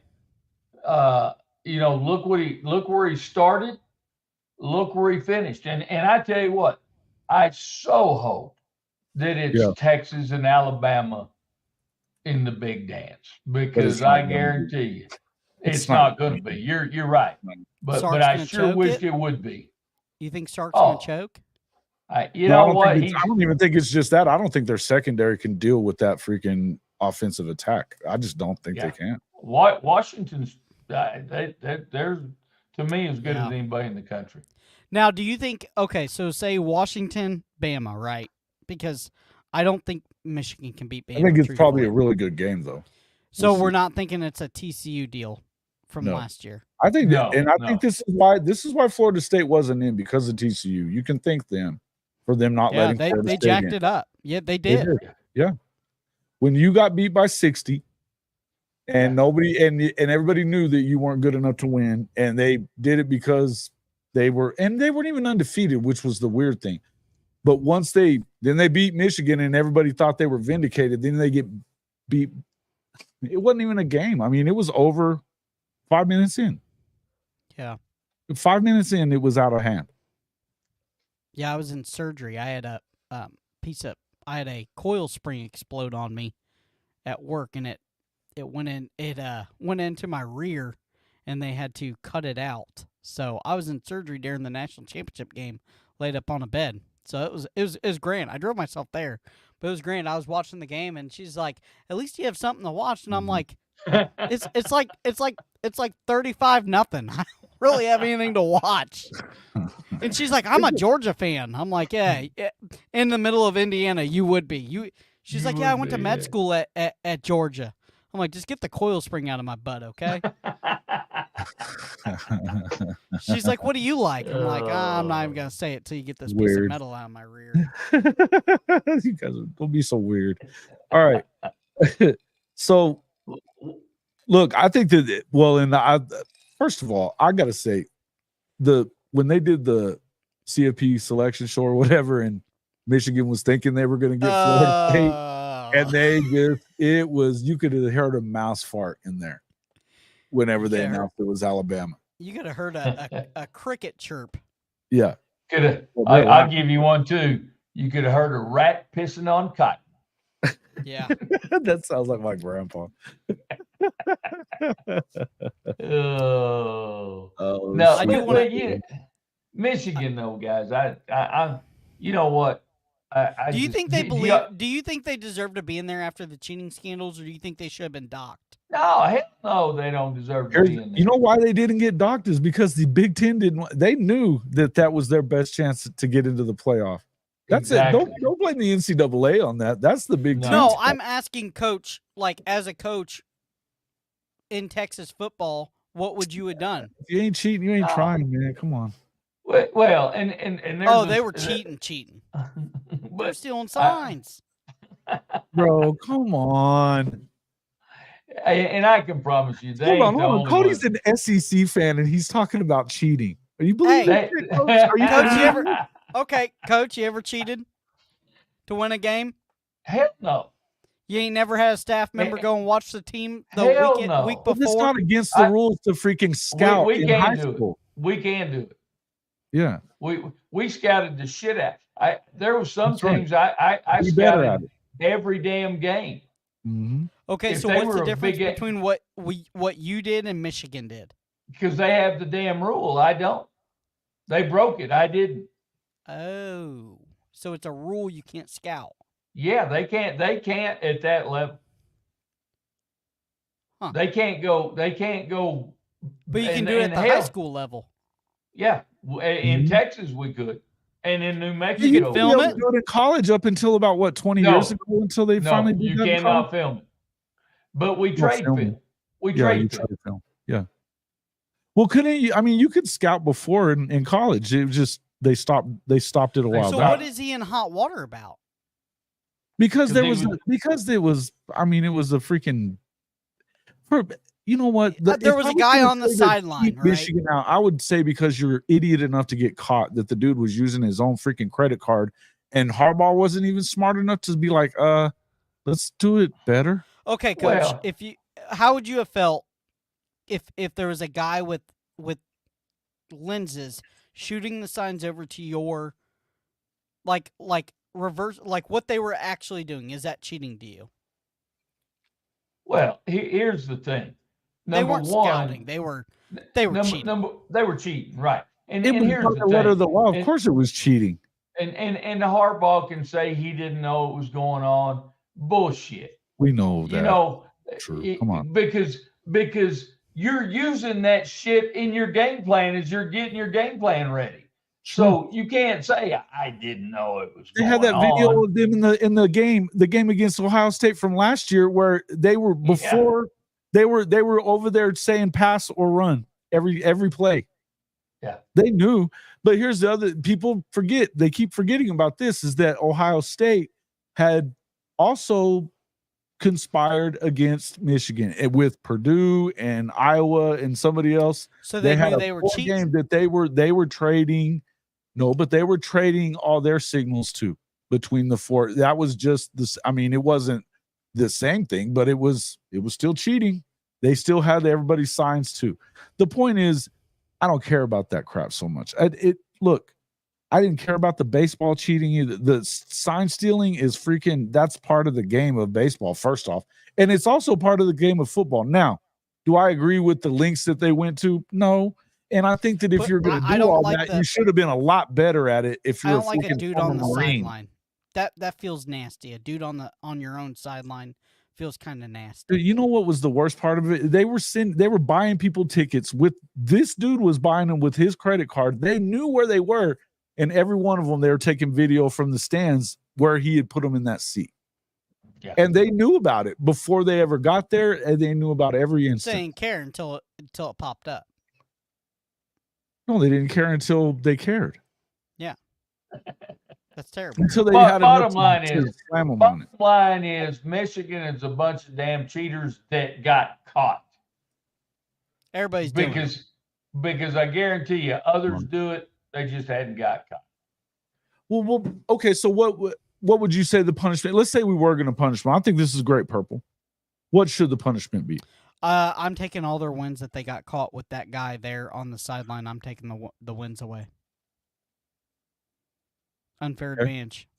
Okay. You might as well juice the players up at this point. Like, what's it even matter? Just juice them to the gills. What's it matter? Don't even do piss tests. I think I agree with what you're saying. I think that has it not been a part of it? Each finding that they found that they cheated on, they should have had to forfeit that ball game. Yep.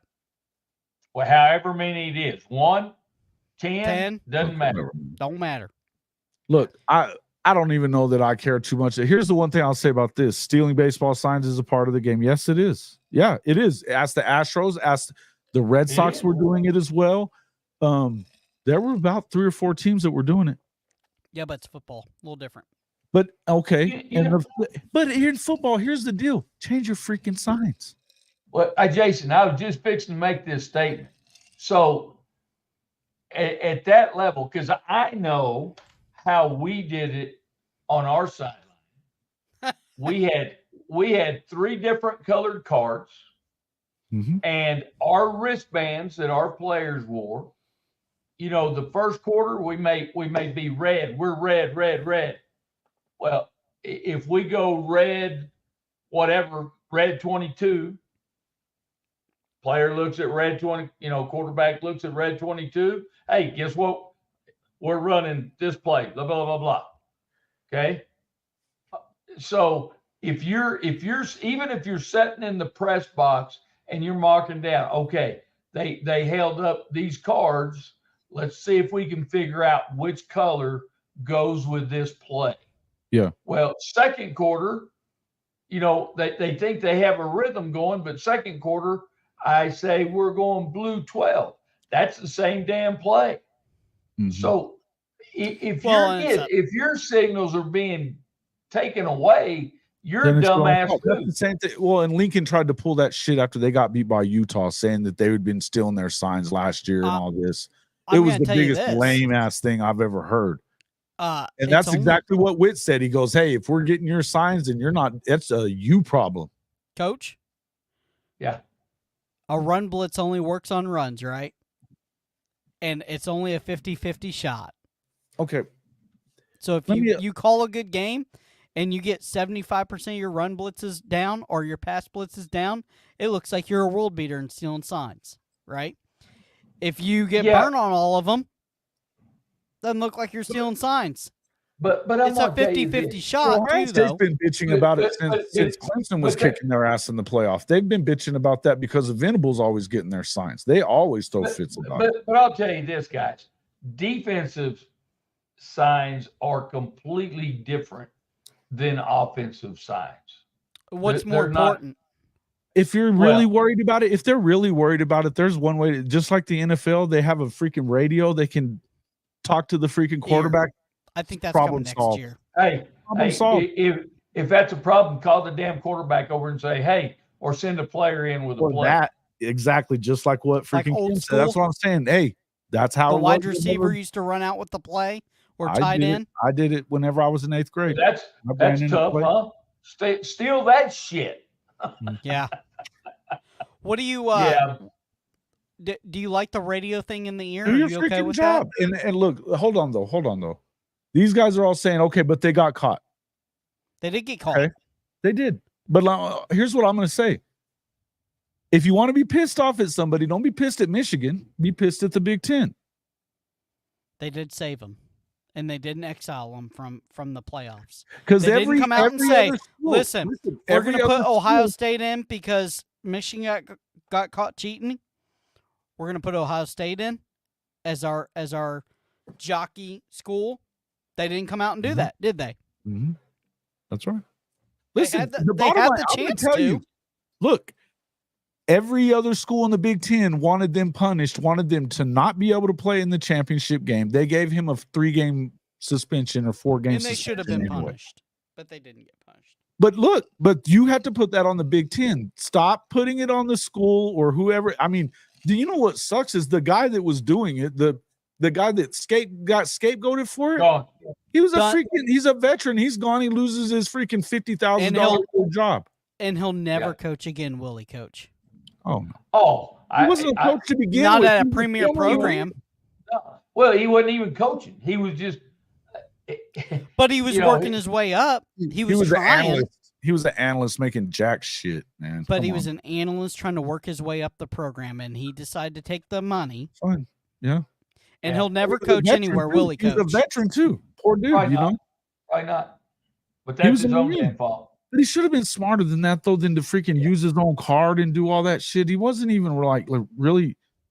Why do you go get a freaking guy, a Marine, a former military guy, and then the dude doesn't even freaking use like. Well, and let me tell you a quick story here, guys. When I was at Dallas Skyline High School, mm-hmm. in the Dallas Independent School District, guys, because we were a magnet school. Is that what DIS stands for? DISD, yeah, Dallas Independent School District. Okay. So we were a magnet school at Skyline, okay? I could have recruited any player from the district in Dallas, which there's, 18 high schools. But here was the thing, guys. According to the UIL rules, no school is allowed to recruit, okay? Right. Okay. And we would sit in coaches' meetings because kids wanted to come to Skyline. But we would sit in coaches' meetings and I would have coaches say, Coach, let's go call this kid. We can get him to Skyline. Let's go. You know what? My answer every time to that was, and they were great athletes. I would have loved to have had. No, we won't do that. And the reason was, could have won a state championship, Coach. You should have did it. Oh, we could have won many of them. Mm-hmm. But here's the thing. It's not the people on the outside that turn your ass in. It's the people on the inside that are turn calling. Your ass in for the callers turn your ass in. Well, you know what? When I'm on the sideline one night and I get in the middle of your ass about doing a piss poor job coaching the kids, and I bring you in the next day and I fire your ass, guess who's going to go turn us in? So Friday Night Lights, the TV series, is as real as it gets because that happened in Friday Night Lights. Absolutely. As a matter of fact, Dallas Carter, which is the Friday Night Lights movie, part Odessa Permian. Yep. Dallas Carter was in our district. So that's, and I guarantee you, other people in the district did that. They took players. And I'm not going to name a school right now, but they're a powerhouse in Texas. And they recruit those kids just like that. But at the end of the day, guys, I would not cheat because somebody on the inside is going to get you before somebody on the outside. And probably the guy making the call. Then when you say, it may be your best buddy. Yeah. Your strength and conditioning coach or something like that. Yeah. So, Coach, I did want to ask you this: with Texas football, a lot of 5 stars out of Texas this year. Do you think that is just a yearly thing that a lot of talent came out of Texas instead of Florida because a lot of Florida schools went to Texas? Do you think that's just a yearly trend where it goes back and forth, or do you think there's something else brewing in Texas? No, I think it's just kind of a. Population it's generational. Kind of goes back and forth, yeah. Okay.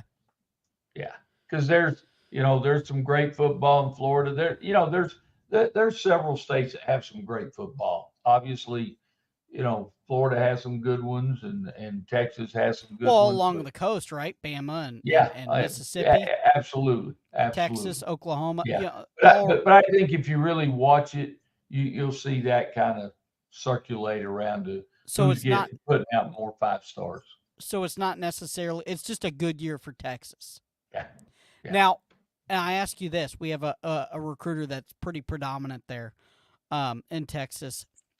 If you were a a Midwest school, how do you get those kids to come to the Midwest or Florida? Being from Texas, how do you fend them away from those Texas schools? Well, golly, what a great question that is.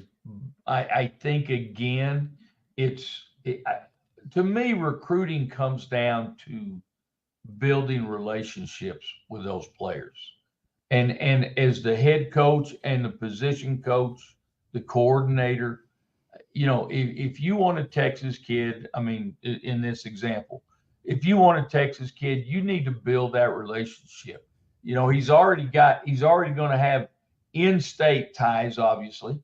DJ And Lagway. so We'll say DJ Lagway. that's right. You got to spend tons of time on that kid. You got to know everything about him. You got to know everything about his parents and what they like and dislike. You better know who his girlfriend is and what they're doing and what I mean. You have got to know everything if you want to even have a shot at that kid. And again, but you got to be honest in the process. You've got to be honest. Don't just go sell him, but sell him a line of bullshit. Yeah, you can make a bunch of money here, blah blah blah blah blah. Right. Because not all kids are driven like that. And don't just call him and talk to him about football. Hey, call him and say, "Hey man, I just called to talk to you. See what's going on today. How'd it go in school? What did you, Oh, it's your mama's birthday. What did you get her a present? What'd you do? That's what's slimy about it is when you don't give a shit about the player. Actually, you just care about your win and loss record. That's how I would recruit those kids. Coach, I'm going to use the restroom real quick. Hold on. You just continue on. I'll be right back. So when you're building a cross state relationship with a kid, say you were a college coach, right? Billy G, you coached with. Yeah. How does he go into Texas or Oklahoma and tell a kid, listen, you need to come to Florida because, I think I can develop you, and I think that you would suit our offense best. Is it this program is not about getting you 100% paid, but we're going to develop you for the league. What are you telling a kid all the way, 4 states away? How do you? I know in-home visits are very big, and the parents have a lot to say. But what do you tell a kid? What's the why is what I'm asking. If you were recruiting for Notre Dame and you're trying to get a kid out of Texas, what are you telling them? You could be the guy here. I'm gonna tell them the truth. Can they be the guy? If say they can he's be the guy, say he is a savior. Okay. If he and I'm gonna tell him, you know what, you can be the man at Notre Dame. But I'm also gonna tell him, you know what, you can be the man at all these other schools recruiting you too, because he's smart enough to know that. But now I got to sell him on why is it better for you to come to Notre Dame? What does Notre Dame have for you and can offer you that's better than a Michigan, a University of Texas, Bama. a Florida, a Bama? Do you think that teams have gotten wise on this negative recruiting of Bama and Georgia? Yes, you can go be a star there for 2 years, but you're going to have to sit. Do you think that I think they're starting to pick it up. Yeah. And kids don't want to sit. I definitely think they're picking it up, but dadgum, you sit here and look at Georgia with the #1 recruiting class. Tough to say not to, right? Yeah, it's tough. Well, and again, we go back and we talk about 17-year-old kids, 17, 18-year-old kids, and you know what? As a coach, if I can walk in and say, well, I know you watch us on TV, and we've won these national championships. That's hard to combat. I'm at Notre Dame, and I'm coming in trying to recruit a kid that is being recruited by Georgia and Alabama. Boy, I know I got a tough battle ahead of me because not named tight end. You're in a fixin', right? Right. Now, one thing that I think, and using Notre Dame as an example, but I think you've got to be able to also show these kids, you know what? Notre Dame, we feel like we're one of the top, if not the top schools in the country, sending offensive linemen to the NFL. Or you gotta pick and choose those things. But it's hard to beat when they're showing you all the rings, national championship rings. That woos kids. But again, being honest and truly caring about the kid, I think that comes out and it speaks volumes. So if you're Bill, I ask you this: if you are Billy Napier, UF has had not 2 good seasons. Now he had a top 3 recruiting class that slipped down to like 12. How are you selling kids to the dream? You are the savior of the swamp. We are a couple pieces away. Look at all the 1-score games. What's your recruiting timeline to those kids to even get? I mean, we've got 2 top flight 5-star kids. Yeah. What is out of states that we shouldn't even been talking to kids? What's your sell there? Because you had 2 bad seasons. What's the sell? Bring us back to relevance. Well, and I think every school, just like Georgia and Alabama, can show all those rings, and you start asking that question. We've had a couple bad years. I mean, they're not stupid that they saw the record. So you got to tell them, look, but you got to talk to them about. And again, in honesty, we're missing this piece and this piece and this piece on offense. And we believe you're it. We're coming after you. I know you're talking to Georgia. I know you're talking to Alabama, but we're going to be fighting for you because we think you're the one that can make a difference here. So, guys, everybody jump in and I think me and Coach would be deadly on the recruiting trail. Oh, there's no doubt. You talk anybody into anything. Shit. We stay at school. Call us up. We're for hire. Dude. The only reason that he's not a head coach at the collegiate level, at the Division I level, is because he knew he wouldn't be running his family that much. He coached with a lot of guys that have been head coaches in. It's a bad program. schedule, isn't it? Can we talk about that for just a second? The schedule of what these college coaches are going through? Most of them are in the NFL because it's freaking year round. It's terrible, right? Yeah. It's 24/7, 365, and when you take a college job, guys, you have, and coaches probably get mad at me for saying this, but you're almost selling your soul to the devil. I mean, from the perspective that, and the bigger the program, the worse it is, right, Coach? Yes. Well, the reason they don't stay married a lot of times. Absolutely. And it's just it's a tough life. I had some opportunities to go to that level, but I chose not to because, like Jason said, because my family and I had, don't think I didn't want to go. I mean, well, I wanted to be at that level so bad to coach at that level. Even if it would have been for a year, I would have enjoyed doing that. But at the end of the day, I had to choose between college football and my family, and I chose my family. You dang near need to be single. Yeah, it helps. Yeah, it's like being in the military. You might as well just be single. Well, and I tell you what, and you guys know I say things that I know rile people up, but you know what? If you're married to a college coach, those women are not going to see that guy a lot.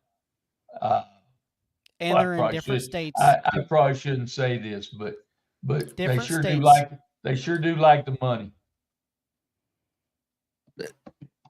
They're flying around everywhere. Easy.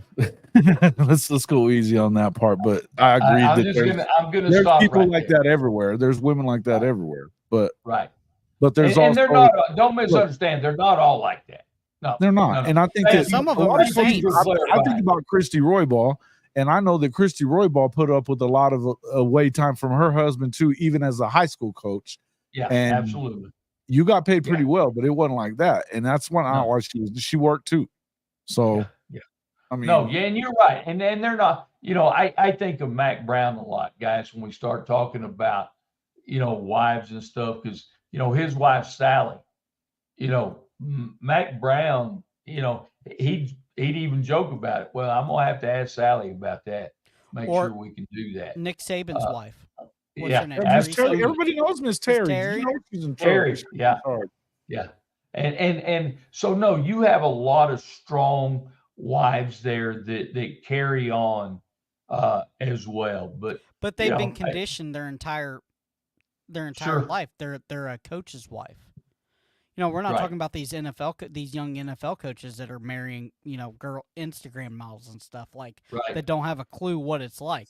Listen, as a peewee coach, when I coached my son's peewee defense, I was expected to go scout the next team during my off days and know their plays. Talk about scouting, right? Yeah. Go scout and then call the plays, and then be at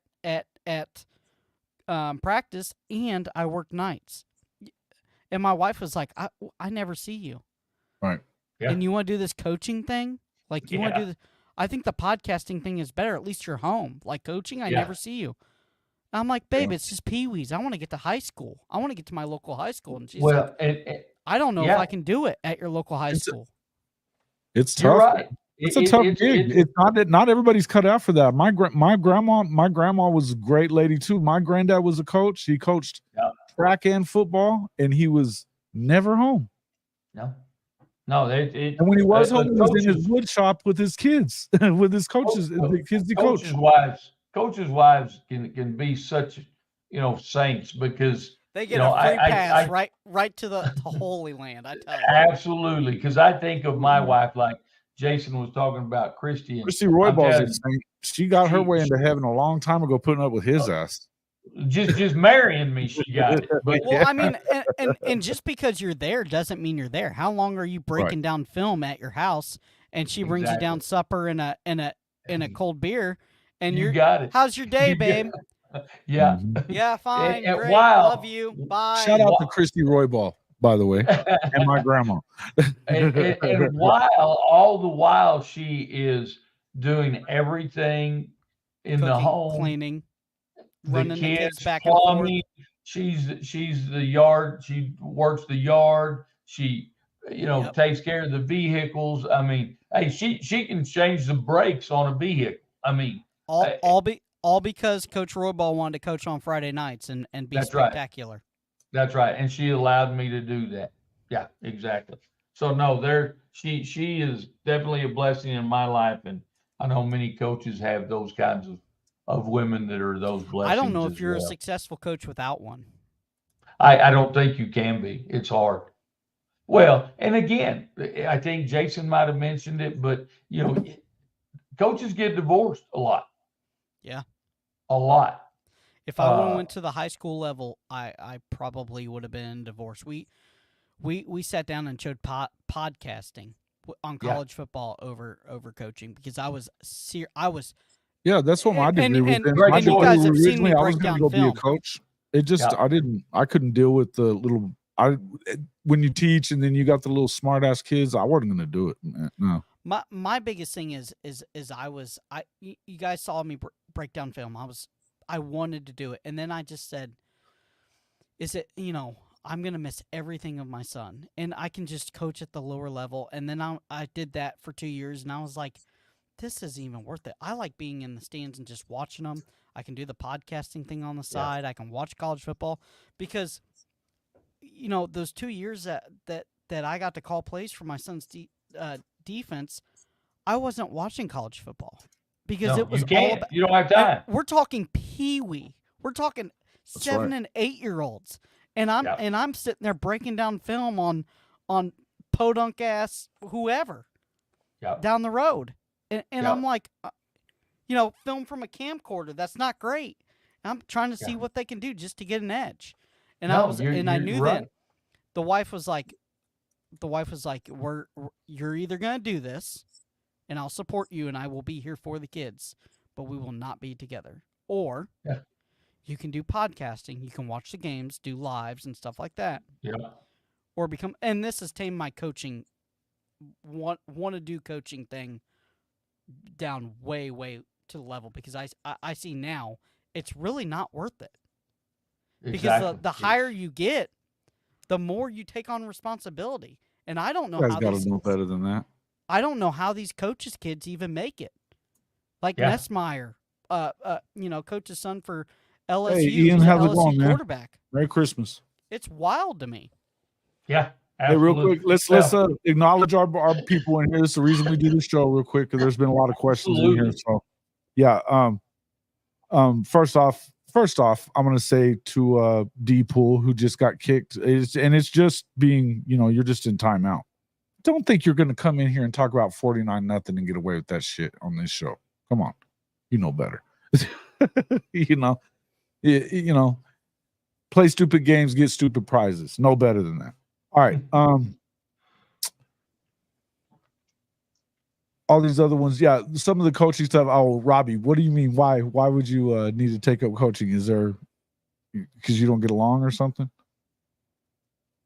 Neilio, only chance UW has is Penix airing it out down the field and often. Well, what do you mean that's the only chance? This is the same football team. This is the same football team that beat Texas last year in the bowl game. They got 4 deep in wide receiver. What do you want? Yeah, and Texas's biggest problem is in their secondary. Yep, absolutely. And the Washington offensive line, one of the best in the country, at least at pass blocking. I tell you what, if they can get the run game going at Washington, my goodness. Yeah. Why can't they? Look, you're gonna have to be smarter. And here's the thing, Kalen DeBoer, which I think that's what they do. If you're USC, you could have had Kalen DeBoer, who's lost one game in the last 2 games in the last 2 years, I think, and they went with Lincoln instead. Good stuff. I love it.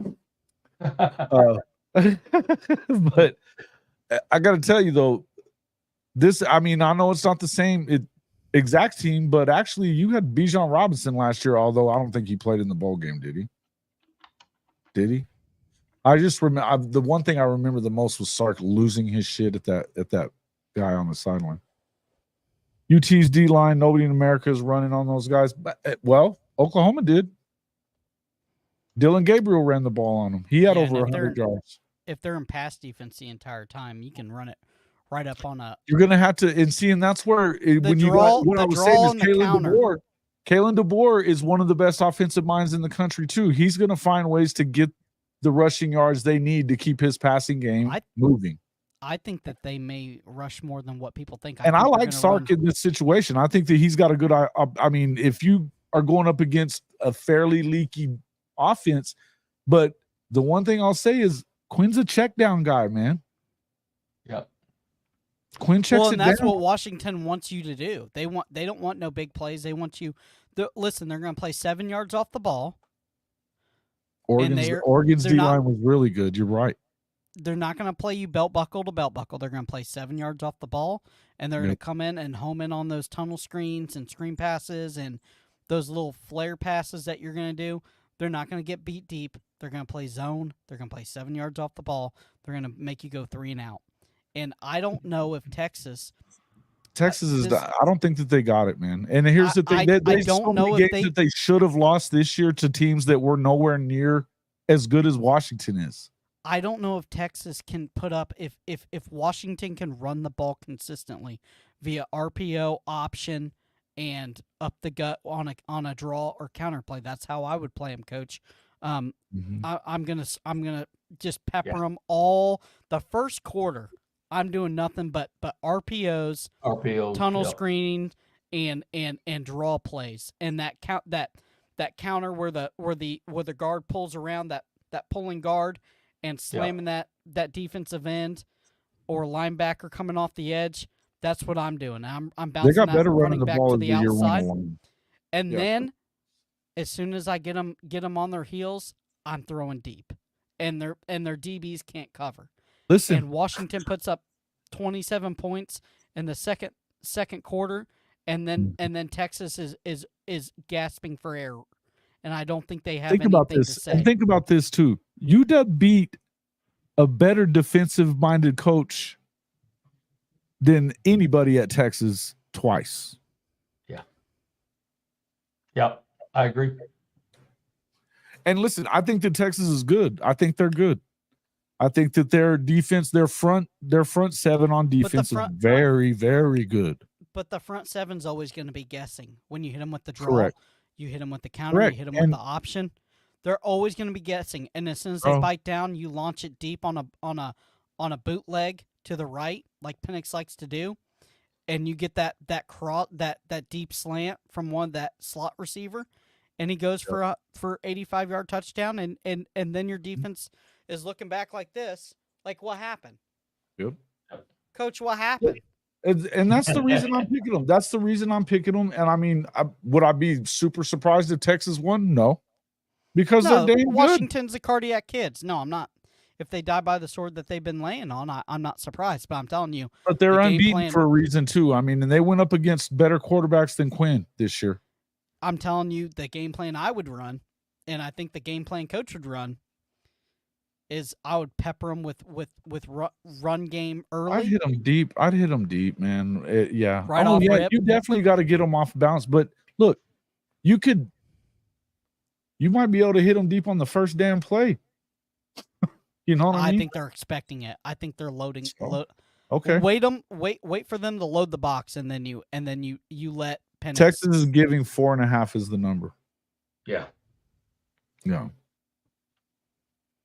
And it is what it is. I mean, would it really freak me out if they Texas, but somebody asked up there, do people get fired for talking trash about Texas? Now we talk about them, but if you're talking about the national media and stuff, that's the darling of the freaking NCAA this year. I don't know why, but they love them. Everywhere loves them. I tell you why, because they've been every year they say we're back. And they're finally semi back this year. So yeah, it's like Miami. Yeah. Well, I mean, it's even like the SEC gave them. I mean, that's the easiest freaking SEC schedule you could possibly get. They freaking kill Florida with their schedule, and on the whole back half, and then, but yeah. We play after the back-to-back with OU and Georgia, they don't play a team that they should lose to, even kind of. Yeah. No. But you know what? All that'll come out in the wash when you have the 12 teams playing. Boy, I hope we have a coach left after this season. Yeah, I hear that. Because you're talking. I don't mind that you came back in, and I wasn't kicking you out for good. I just don't think you're going to get away with 49-0. You're going to talk that shit. No, this is an Oklahoma show. That'll get you booted every time.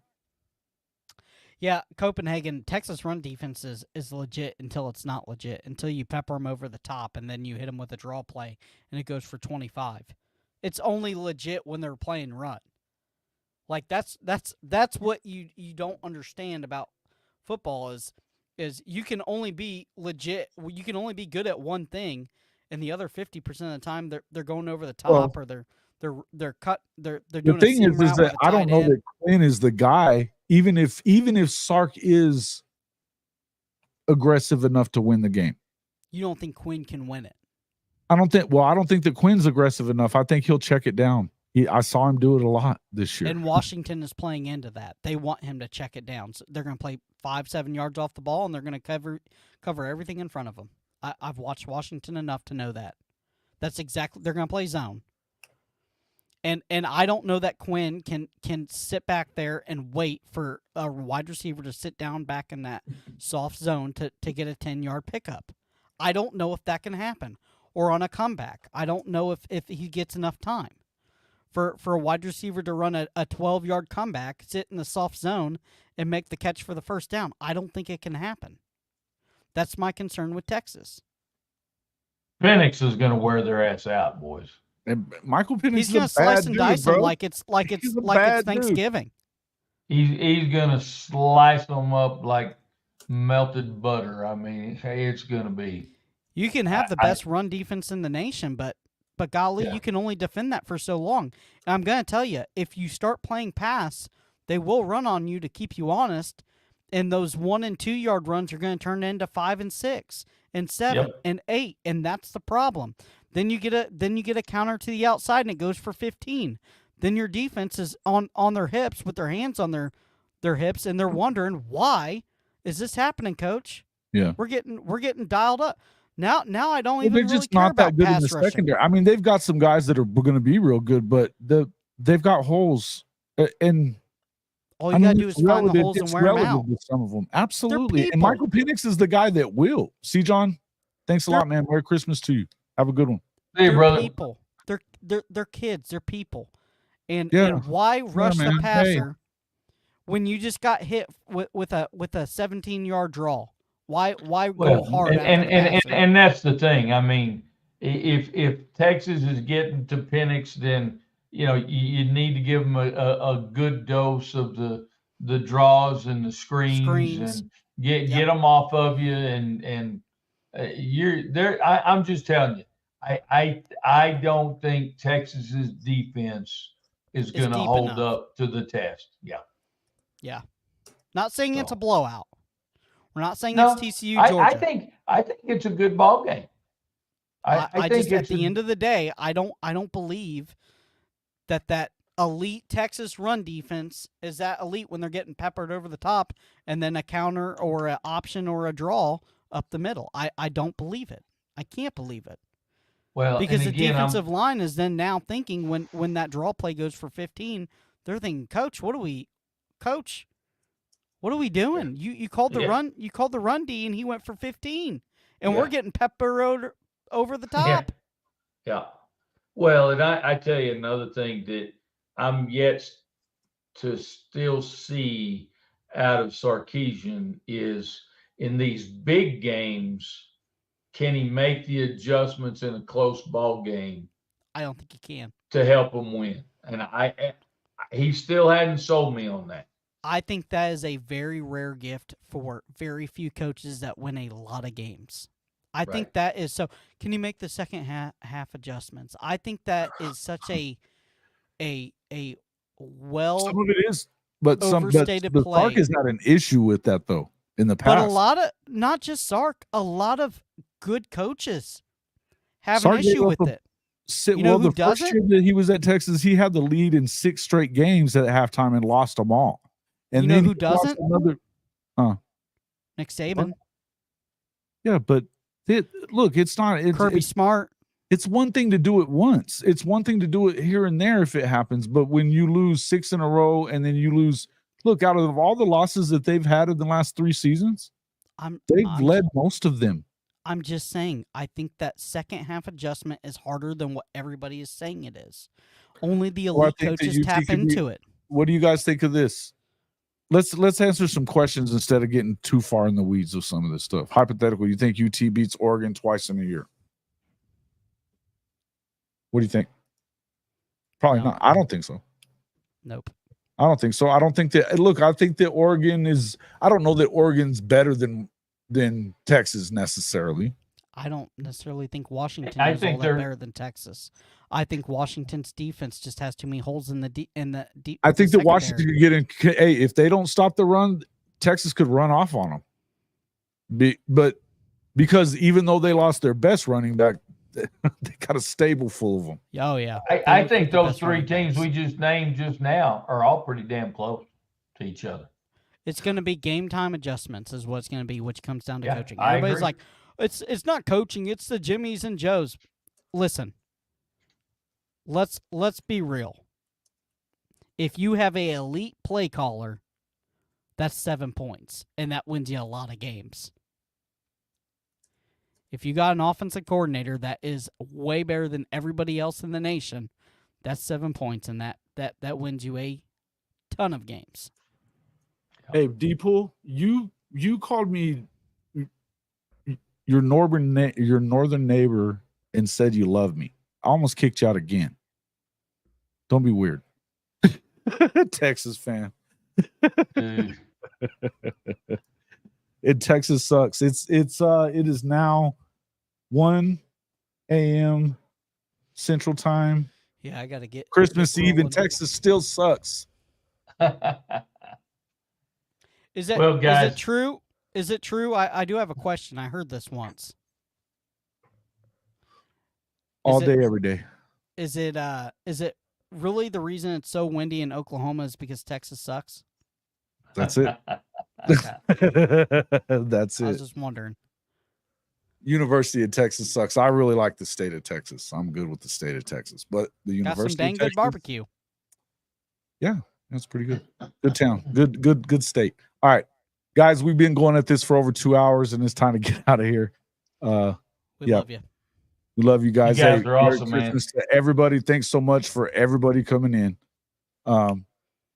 And hanging out, even you, D-Pool. But I mean, I'm gonna throw you out for stupid stuff just because I know you're a Texas fan. It just is what it is. This is how we roll here. Hey, did everybody wipe their feet, Jason?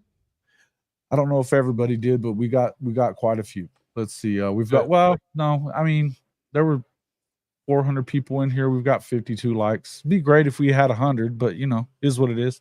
Hey, D-Pool, give us the thumbs down, man. Give us the thumbs down. Give us something here. Yeah, give us something here. Let's know. Hey guys, listen. Hey, make sure you get over there and check. If you're a coffee person, please do get over there and check out Devil Dogs. Okay. Yep. It's a veteran-owned company that serves veterans. So get in there, check out some of the most amazing coffee that you're gonna find anywhere. If you use the promo code Boomer on your first time ordering, you'll get 10% off. So you can go in and get one of these mugs.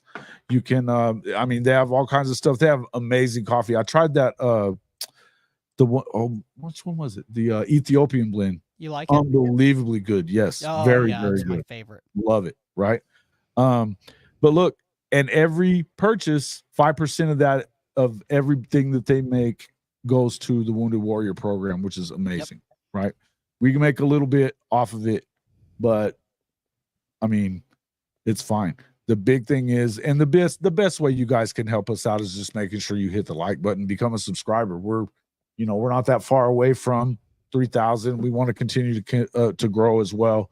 $100 off of, if you're looking for a grill for next, tailgating season coming up, $100 off Louisiana Grills, everything in their black label. They have freaking amazing stuff. There are still some great deals in our Fanatics partner store, hofmedia.us/fanatics. Make sure you get in there and check all that stuff out as well. Guys, we appreciate everybody coming in. Enjoy your Christmases. Good luck in your bowl games, unless you're Texas, and we'll see you on the next one. Or Florida. Yeah. D-Pool, Florida's not going to be in it, right? no. D-Pool, I do